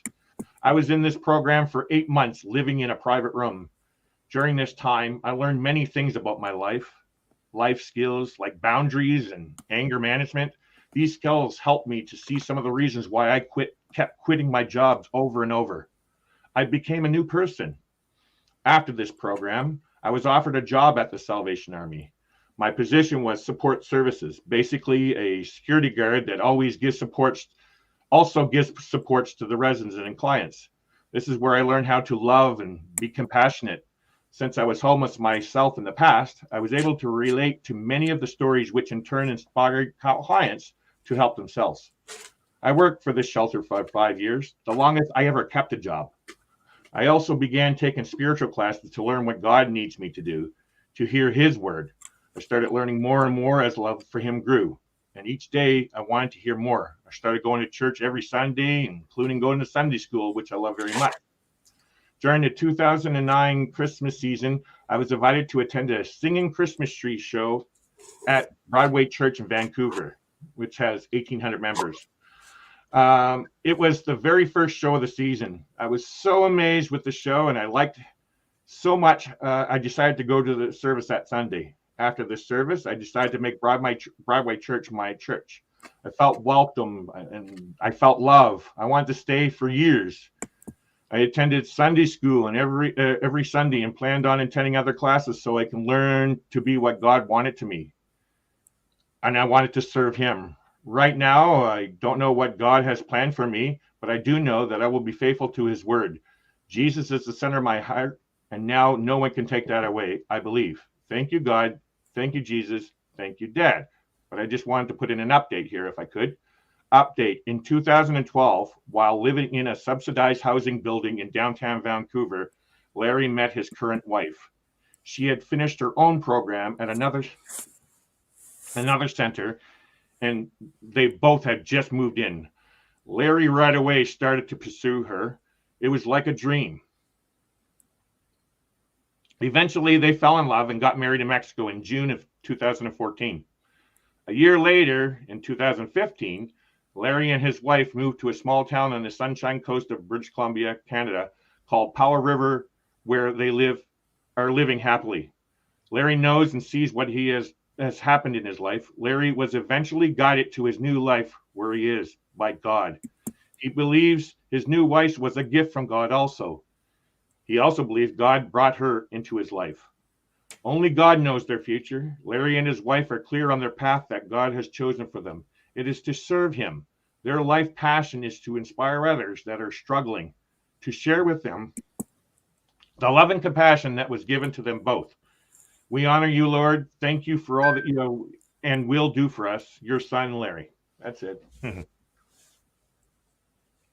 I need to take a drink for 1 sec, Papa. Just wanted to let you know that Jeffrey, Jamestown baseball commissioner, came in. Hi, Jeffrey. Said hello to everyone. While you were talking, reading, as it were, let's see, we got Tommy Travels came in. Hi, Tommy. I was wondering about him the other night. I have not seen him, but I have not seen hardly any of the people that I have. I don't know what's going on with this crazy YouTube, but I hear all kinds of people saying this is happening. Can you drop your comment there? Sorry. Oh yeah. I always forget to do it. There's Tyler. We got Tyler. Oh, there's Tyler. Hi, Tyler. Tyler is doing the Lord's work. Thank God. That is respectable.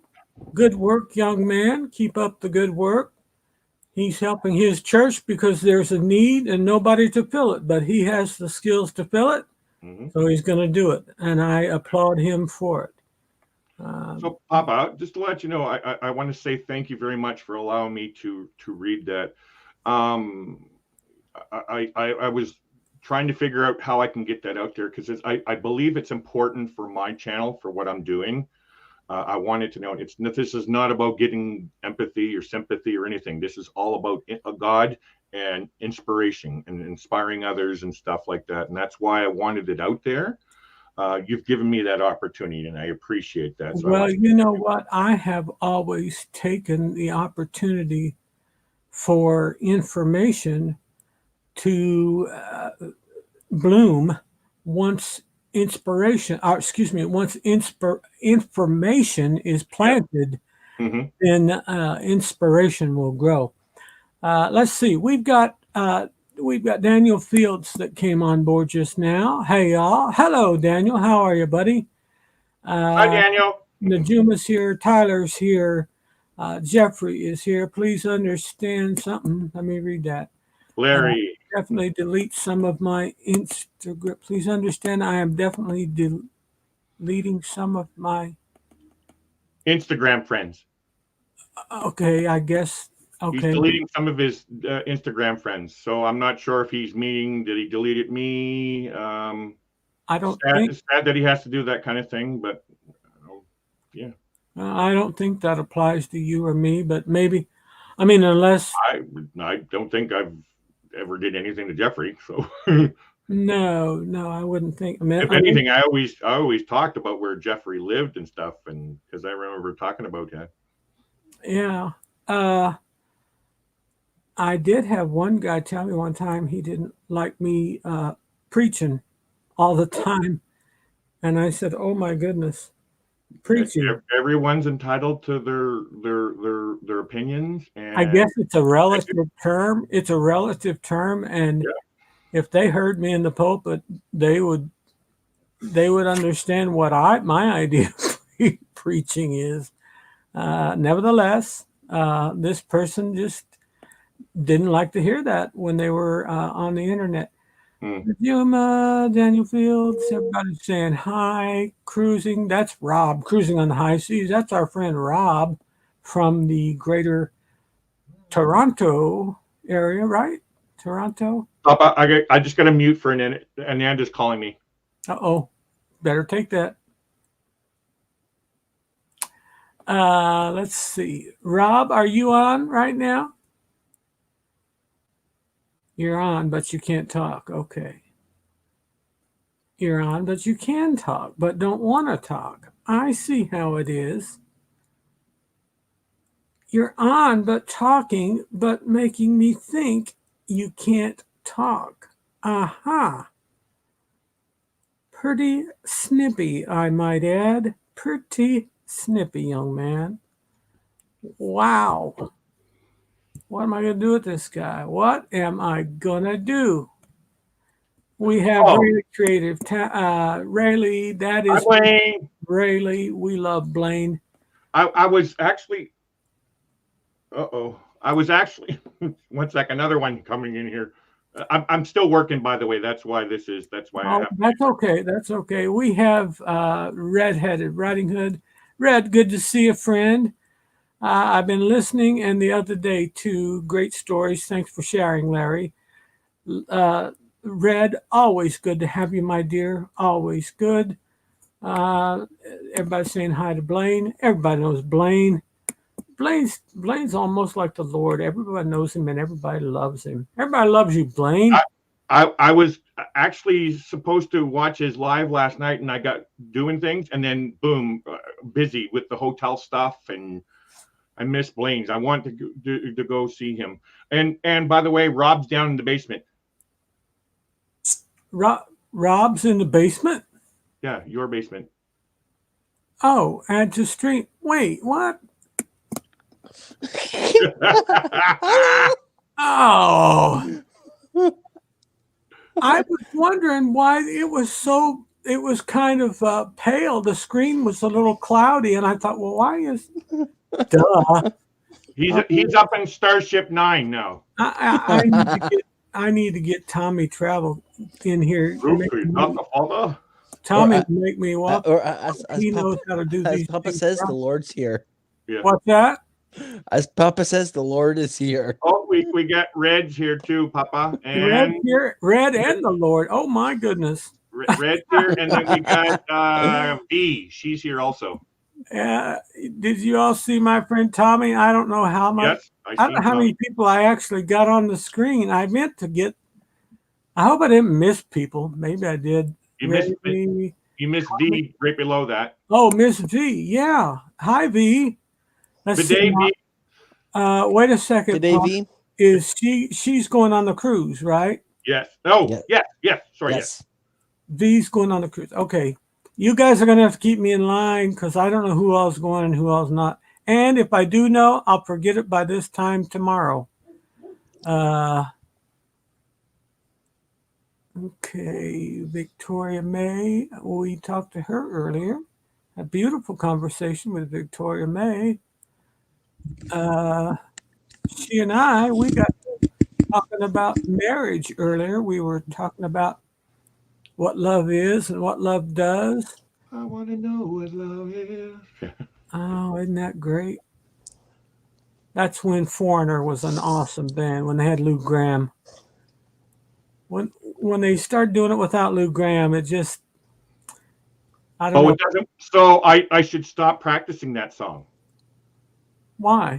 I'm actually practicing songs for karaoke on the cruise ship. I've been waiting. I've only done karaoke once, but I just want to get up and have some fun and sing. I'm not the best singer or anything, but I just want to have some fun and do some karaoke. I don't know what key they do it in, but Lou Gramm did it in a high key. I want to know what love is. Oh wait, you're talking higher than that. You're way higher than that. No. You need it down low. I want to know what love is. Yeah. What you? No. Don't go too far. Remember, copyright. Oh shoot. See, I Sorry, forget all Papa. that Sorry stuff. to cut you off. They only let you to go so far into it, and then How many measures did they let you do? they don't know it because it's a software. It's engineers create the software, and that's why sometimes even if you created your own song, it could get strikes. Like we were talking with Victoria. That just totally sucks because I've written I don't know how many hundred songs since I was a child. I've got songs.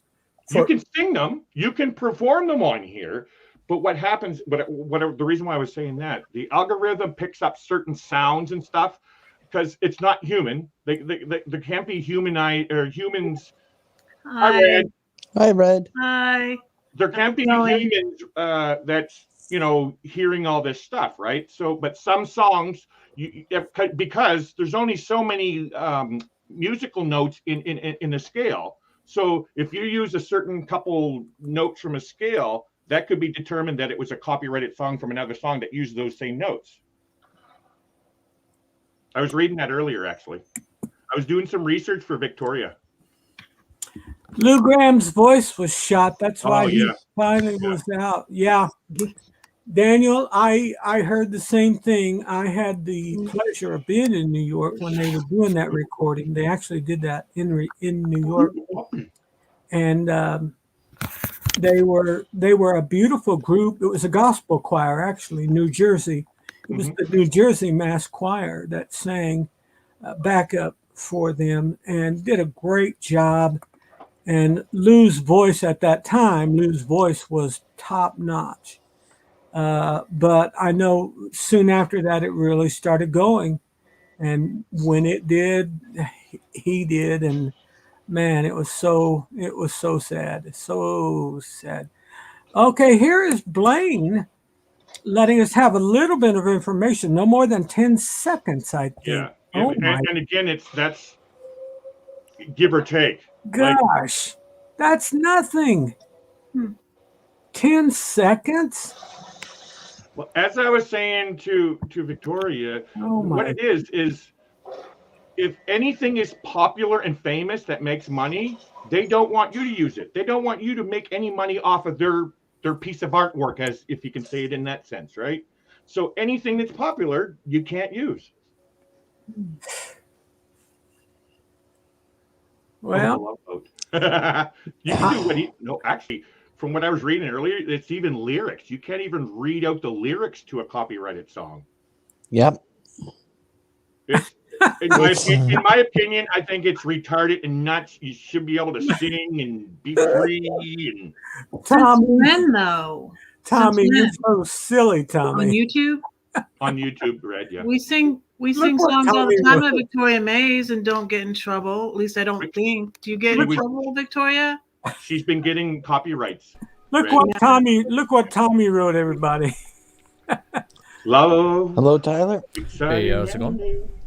I loved that show. And then I would watch Fantasy Island afterwards. Oh, yes, you couldn't do one without the other. No, you got to have them both. When I was and they would they filmed one episode near us where I used to horseback ride. Oh, wow. I used to do the same thing, Red. When I was a teenager, I loved to watch and then Fantasy Island. And I always looked for Ricardo Montalban. Yeah. And welcome to Fantasy Island. He lived near us too. He lived in the valley. Ricardo Montalban. I never did see him though. Actually. Yeah, tattoo. Tommy's so silly. Welcome to the show, Mr. Tyler Ron. How are you, Tyler? It is good to be here. Tyler is one of the finest young men in the country. He's doing a good business. He's expanded his business now. He's into helping churches. He's helping his own church first and foremost, and that's good. There's a reward to be had in that, but I won't get into that study of giving. But very glad that you gave to your church, and hopefully you'll keep on doing that.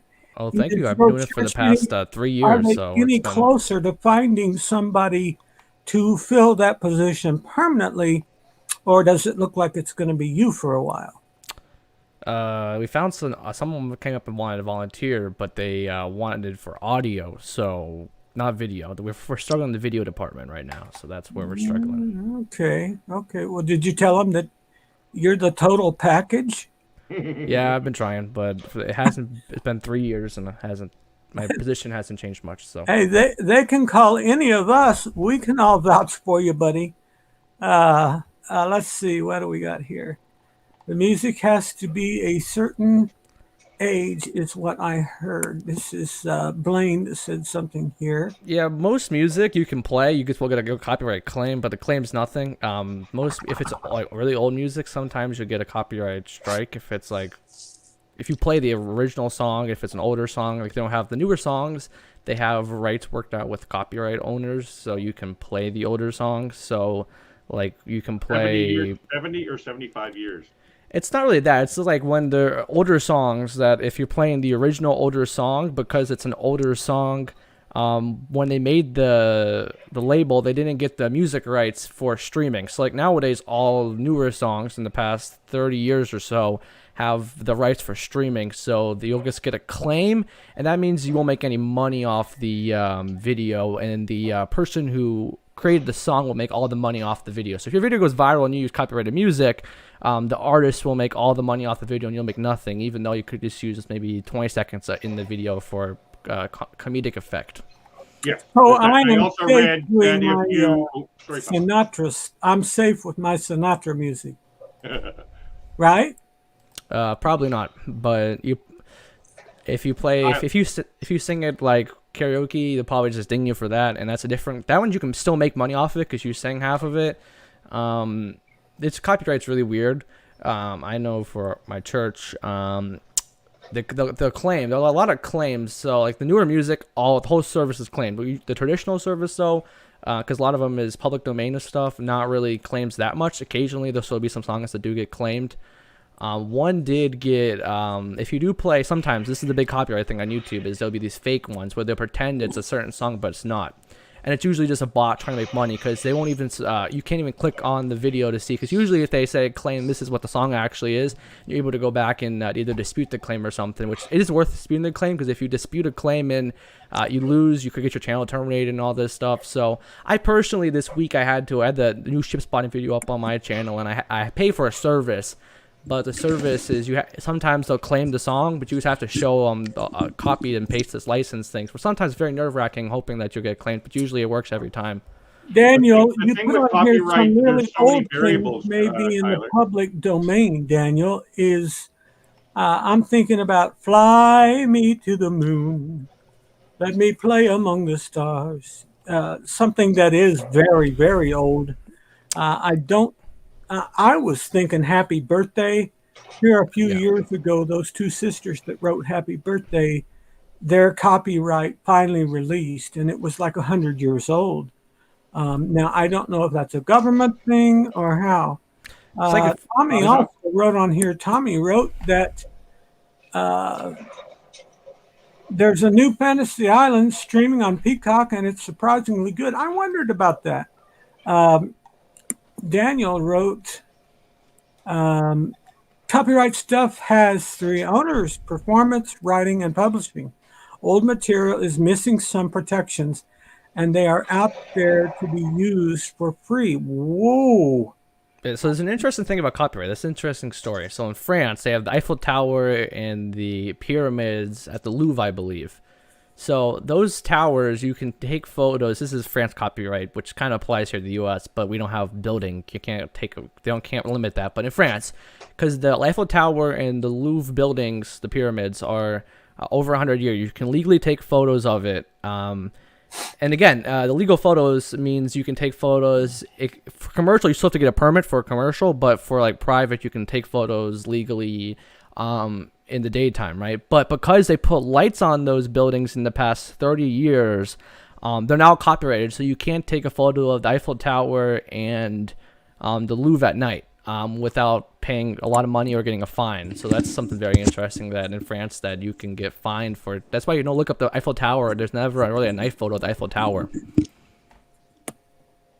As I was saying to Tyler, Papa, there's so many variables to this copyright thing. Like, you were thinking one thing, well, then there's this, and then there's this, and then there's this. It's just so freaking confusing. Yes, you can say what Tyler's saying, myself, and what everybody else is saying. There's just so many things.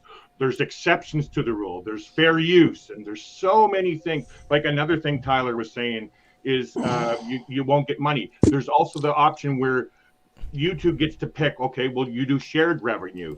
You know, if you put that up there, if you put it up, you will get part of the revenue. So would the original owner of the song. It's annoying. I use Epidemic Sound. I don't do anything. I have a hard time not humming and singing. Like now, somebody, I've heard that term used several times, but I don't know what it is. What is here? Tommy says I can sing song lyrics all day long because the algorithms will never pick up on a musical note. Really? Is he being funny? I never can tell with Tommy because Tommy is funny. He is funny. In the sense of song lyrics, it was saying that you can't even speak out the lyrics. Yeah, because the lyric itself, the lyrics, the words are the copyrighted artwork. Think of everything: music, photos, videos, everything. Okay, that goes back to what Daniel was talking about then, doesn't it? So somebody created something, and it makes money for them. Well, they don't want you making money because it's popular. So 300 performance, back to what Daniel said, performance, writing, and publishing.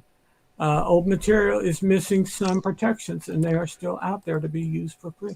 Yeah, like you can't play, like you can sing a song like we sing at church sometimes. It's the original songs in a whole different key, a whole different note minors and stuff. So you can't even really, if you listen to the song that we sing, it's way different from the original. And yet the algorithm with the bots can still pick up that it's this song, and they still fine you for the money usage. Hey Tyler, I've been in church work for a very, very long time. What is a song that you sing at your church? Tell me.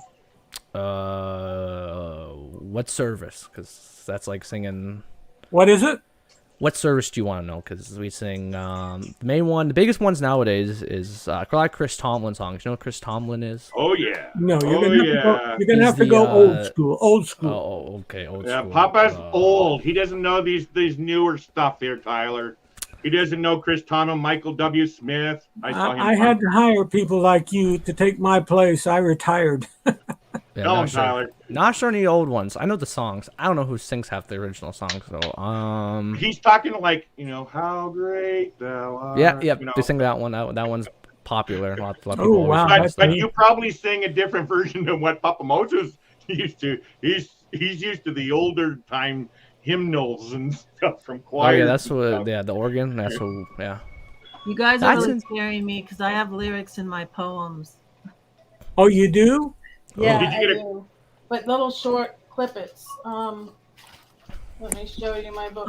I want everybody to see this on here. Please keep me in your prayers. I go to the doctor's tomorrow. My blood sugar work is not good. Jeffrey, I have had that before. I have had to go through that, and I still deal with that all the time. I want you to know that we are going to be praying for you. Yeah. Those of us that are here tonight will say a prayer for you specifically. I will anyway. Mm-hmm. So do I. I do. Mm-hmm. We're going to send the blessing of God best we can. I think most of the people in here are believers of one sort or another, and we will be praying for you, buddy. Please let us know after the fact. Let us know how it comes out because we believe in a God that's all powerful and he can take care of your situation, and we'll be praying for you and your doctors too. Okay. God bless you, my brother. God bless you really good. Yeah. And Jeffrey, if you get off of Instagram, how are you going to message me?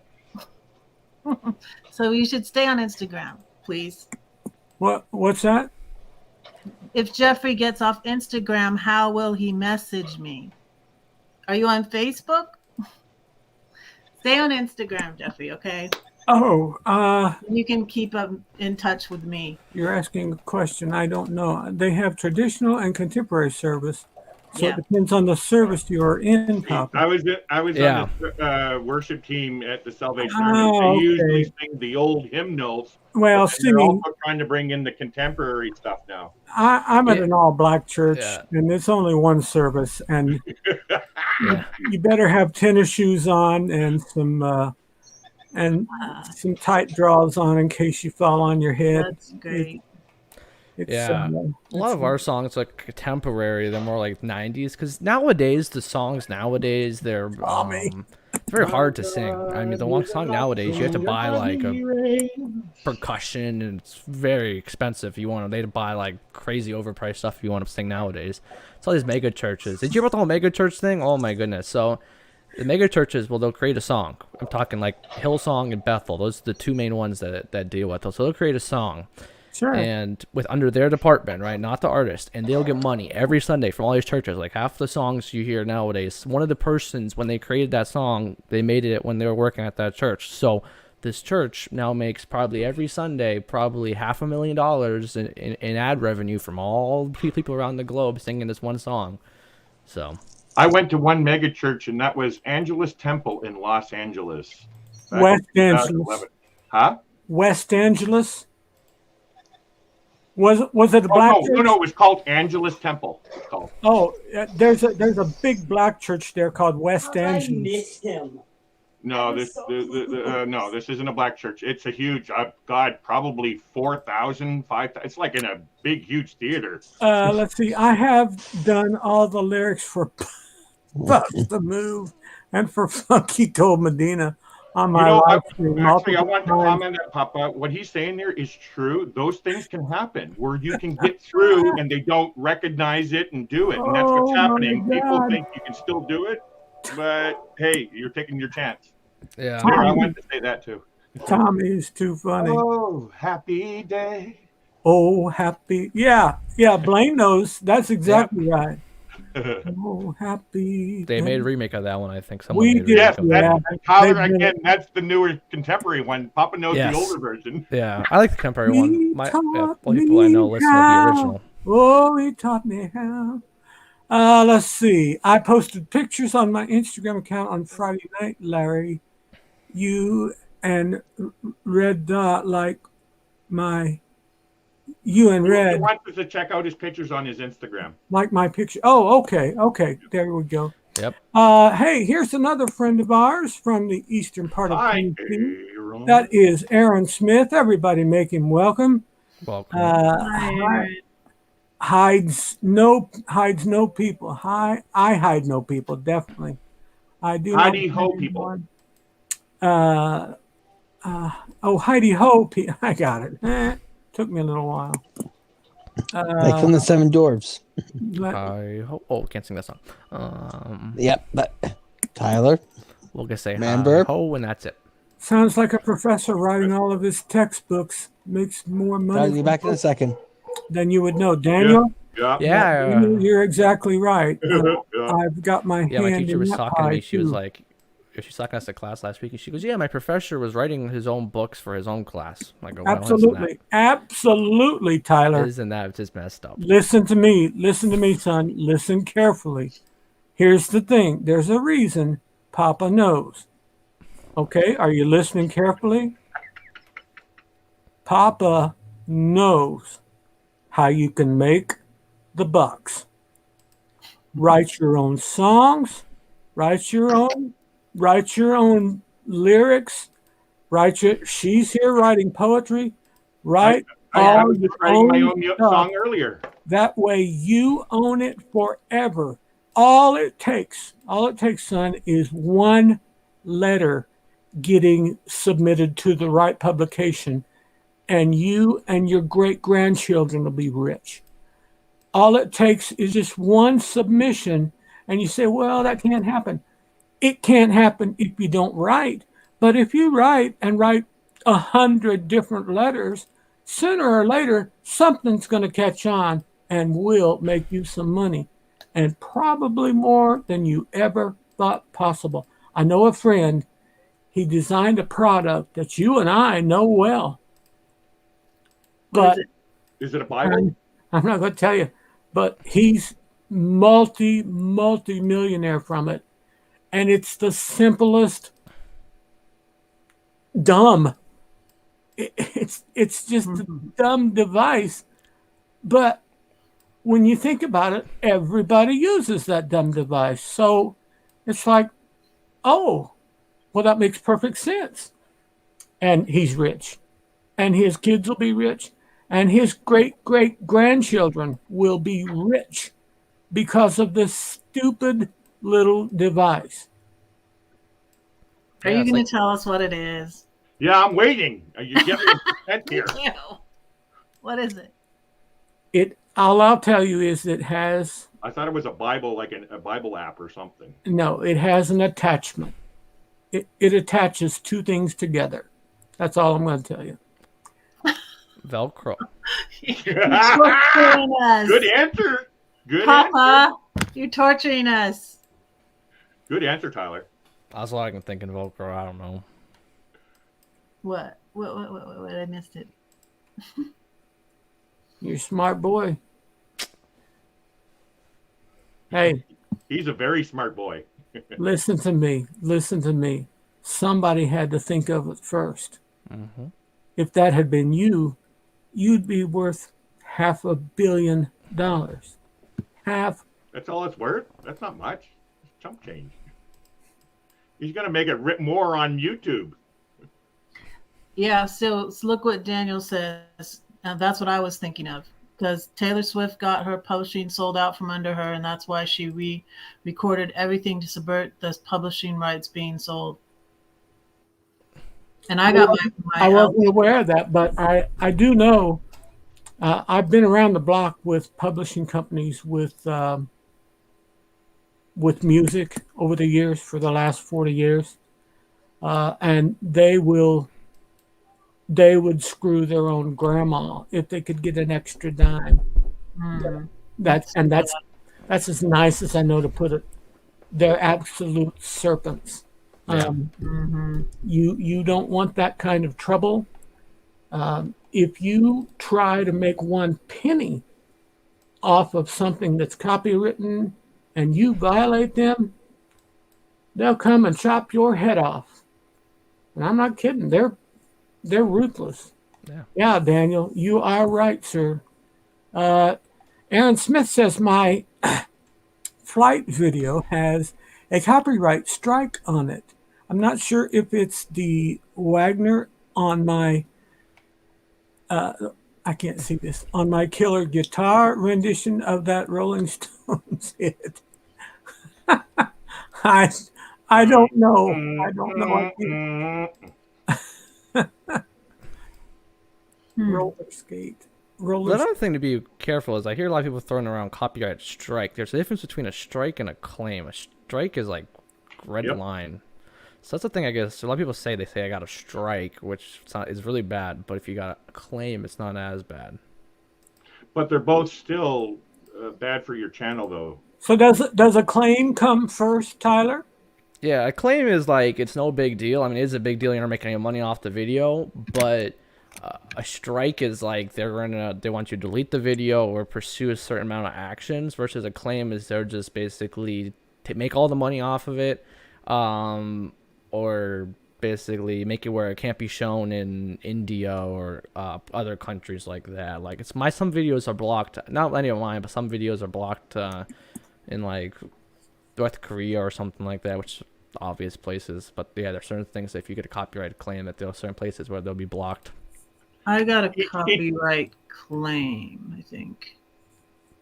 Yeah, claims are no big deals. There's just the strikes are no fun because that's. I'm not even, monetized. So, yeah, there you go. But if you're monetized, you are losing money to it, though. Yeah, you just hope that video does not go viral. Are you monetized? Red? No, I'm not. I'm not. Okay. I don't know. You should be getting close with that. What do you call it? You got like 13,000 views in this. Like I got 10,000 views in the last month. Yeah, it's like, holy crap. I got 500 in a month. Let's see how many I got. I'm blown away by it myself. Yeah.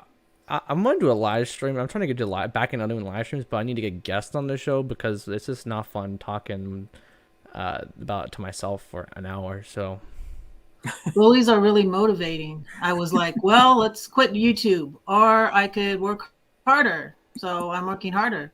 Tommy says a claim is not bad. You're just losing advertising revenue. Okay.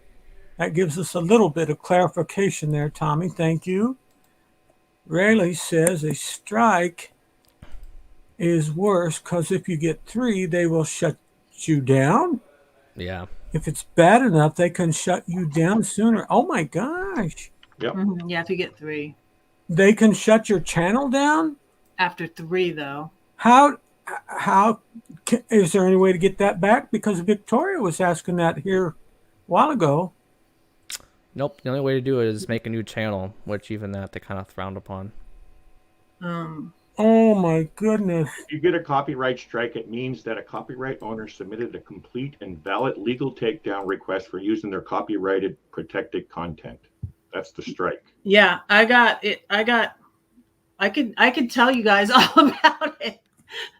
So Oh my yeah, goodness. the person I played a video of so this person that got mad at me and did a live about me. And I didn't know he was even mad at me. He had interviewed me at the meetup I was at. Somebody did a live. Come on. They did a live about you. Yeah. They put my name on the thumbnail and everything. Well, they put red. Did you send him to my house? And did you send him to my house where the lights say "Get alive"? Oh my gosh! I wish. I'm not supposed to say anything. That's so silly. How silly is It is that? some story, isn't it? It's like crazy. Gosh, don't like red. Hey, we hate red. Yeah, there's a club. There's a club now, Papa. Seriously, we hate red club. Yep, that's true. Stupid. But anyways, what does the Beatitude say? Papa knows.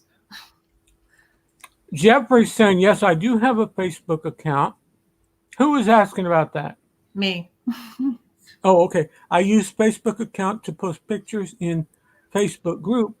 I can't add any one of my Facebook on my Facebook account. Sorry. Oh, he can't add you. But I thought we decided that we're not going to like you anymore. I'm just playing with you, honey. We're gonna have a party. Actually, Red. What? Did you get the notice that I got a new hotel for the meetup in Miami?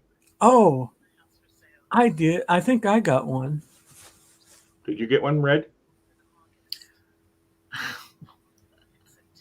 Okay, you don't have to answer. We'll leave it at that. There's a meetup before the cruise. You mean? Yeah, a pre-cruise meetup at the hotel. Hold up. I don't know about this. So hold up. Is Red going on the cruise? I don't know, Papa. I was going to go on the cruise. Do it, and I want to get a banner that says "Get a Life." Do it. And I got to find out what room you're going to be in. I'm going to say, I'm going to hang that little banner right across your door on your cabin and say, "Get a life, Papa knows." Do it. You got to do it, Red. Red. But Papa, people in this club are going on the cruise too. So. Okay. So, Red, yeah. If I can mention in there also, I blocked a channel also. I had issues. They pulled me out in front of their live feed and made a claim about me and put me down for trying to do a what do you call it? It's for charity for Sean and Steph. Remember Sean who passed away from cancer? Have you heard about him? I'm not sure. What anyway, there was a cruise channel that one of the husband passed away from cancer, Well, he was passing away from cancer, and so long story short, I ended up making a T-shirt for the cause and tried to raise it through my Teespring.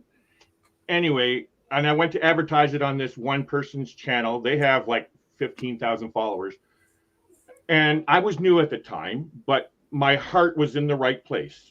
Sure. And I was doing it, but he called me out and says, you know, you can't come on here and do this and blah blah blah, making me feel like I was doing like robbing somebody, right?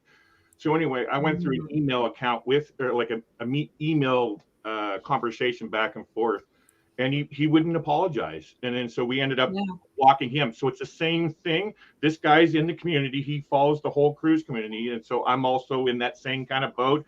But for me, Red, I'll still go on any cruise. I don't care if they're on that cruise. Screw them. Yeah. I don't have to be their friend. The main person is in the RV community, and then the other person is in the cruising community. But I got more views than last month than both of them. But I'll let you know something, Red. You have the same rights. You both have the same rights. Right. So, it was just a ridiculous thing. Why we're all adults, Red. We're all adults, and we all need to get along. And so that shouldn't stop you if you don't get along with somebody in a group. There's how many people going to be on this cruise? Hey, you know what I mean? Like they're just however many you're having issues with. It's not part of it, right? You know. Here's part one. This is part one of what Blaine said. I'm not part of that club, just for the record. Then he said, I love everyone. I wasn't sure, Blaine. Who or what someone has done. So God loves unconditionally. That's right. That's right. And you know what? The thing is, Blaine, I didn't do anything wrong. Not that I don't ever do anything wrong, but I didn't do anything to this person. Yeah, you did. Do anything to this person. You know, I joined his friends' channel memberships because I said I was only joining females. Because, yeah, I'm a female nomad, females and couples channels, and I unjoined his friend's membership, and therefore he blocked me. And I didn't even realize until 5.5 weeks later. And then when I noticed it, he announced it on his community tab that he blocked me. Like, I blocked Red. Get over it. That's next level. And I was stuff. like, who are you yelling at? Because like I literally told 3 people, you know. Tyler, right. It was ridiculous. It was super ridiculous. Yeah, Tyler, are you coming on our cruise yet? Not sure yet. You should totally let Tyler deal with this person. Because Tyler's got this guy figured out. He's Does he? Does he? I like his advice. He gave it a minute ago, Tyler. What did you say? Tyler, tell her what you said just a second ago. I said, wow, that's too far, or something like that. Yeah, he's taking it too far, he said. Yeah, he took it way too far. And that's it really stressed me out because guess when he did this live about me. Guess when he did this live about bashing me? It was during my regular lifetime. Oh. During my regular lifetime to step on my live. That's good. That's classy. Isn't that sweet of him? Yeah. That is classy. Yeah, real classy, huh? You know, it should give you some kind of joy to know that I'm going to be on the same cruise with the person. It's not actually him. It's one of his minions that's going on the cruise.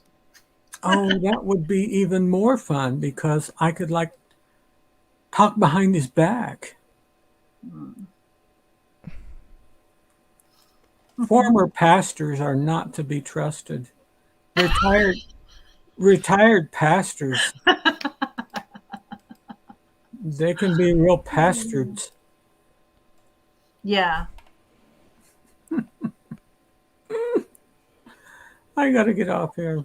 I had just met them face to face, and that's why I was thinking of it, because I got a copyright strike because what this person claimed to be mad at me about happened at a campfire at a meetup, and the very next day he interviewed me like there was nothing wrong. Like he never said to me like, hey, I'm upset with you about this. And I didn't know I was blocked until 5.5 weeks after that meetup, right? So the day after the supposedly thing where I said I'm only joined to couples and that goes right along. That goes along with what Tommy's saying right here. People like that are usually trolls. They can live up, they can fire up a live stream or block you, but they won't be so tough if they meet you face to face. There you go. When I was with him face to face, he didn't tell me he was upset with me about anything. That's what Tommy. And he interviewed me on his live, and that's what I shared on my live. I filmed it, and I was like, "This was the day after he was supposedly mad at me," and so that was my copyright strike. Oh, you might as well submit that to YouTube, because that's what's it called? Overuse of copyright or something, like not like copyright. Yeah, because like, couldn't I complain about me being on his live stream now? Because that happened with another. I got another person. To you can't just go around start yelling at people because they did something like that. Copyright strike is like they stole your content. That's what it's used for. It's not for people being mad at each other. Yeah, well, yeah, and he interviewed me, so I should really just go report that video and say, hey, I don't want to be on his video and he just got monetized. And get this, Papa, his live about me, his negative live about me is his most viewed live. And it got him the views so he could get monetized. Wow, that's crazy.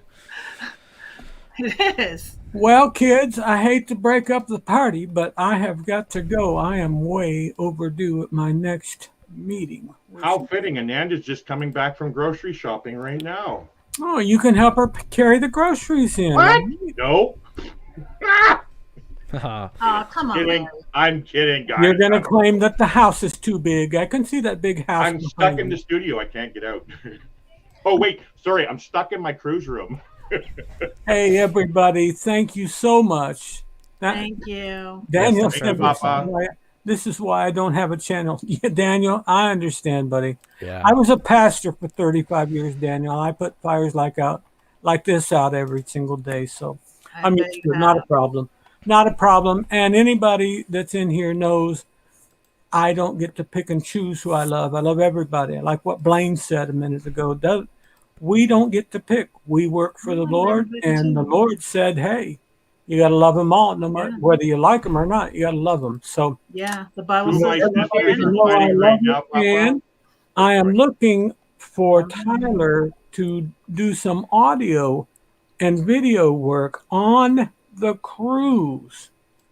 Maybe like bring back a nice something copyright free, what like that type of thing. You're going to have some material there. Plump will give you some material. Red's going to have some material in print. She'll let you read it. You can read it copyright issue free. Okay. Oh, that's cool. You just got to make sure all the funds make it over to her change. Okay. Voiceovers, Tyler. Voiceovers. Voiceover. There you go. Breaking news. The cruise is on. There you go. Something like that. I love you all. God bless you, folks. Have a good night, everyone. Have a great night. Bye. Bye-bye.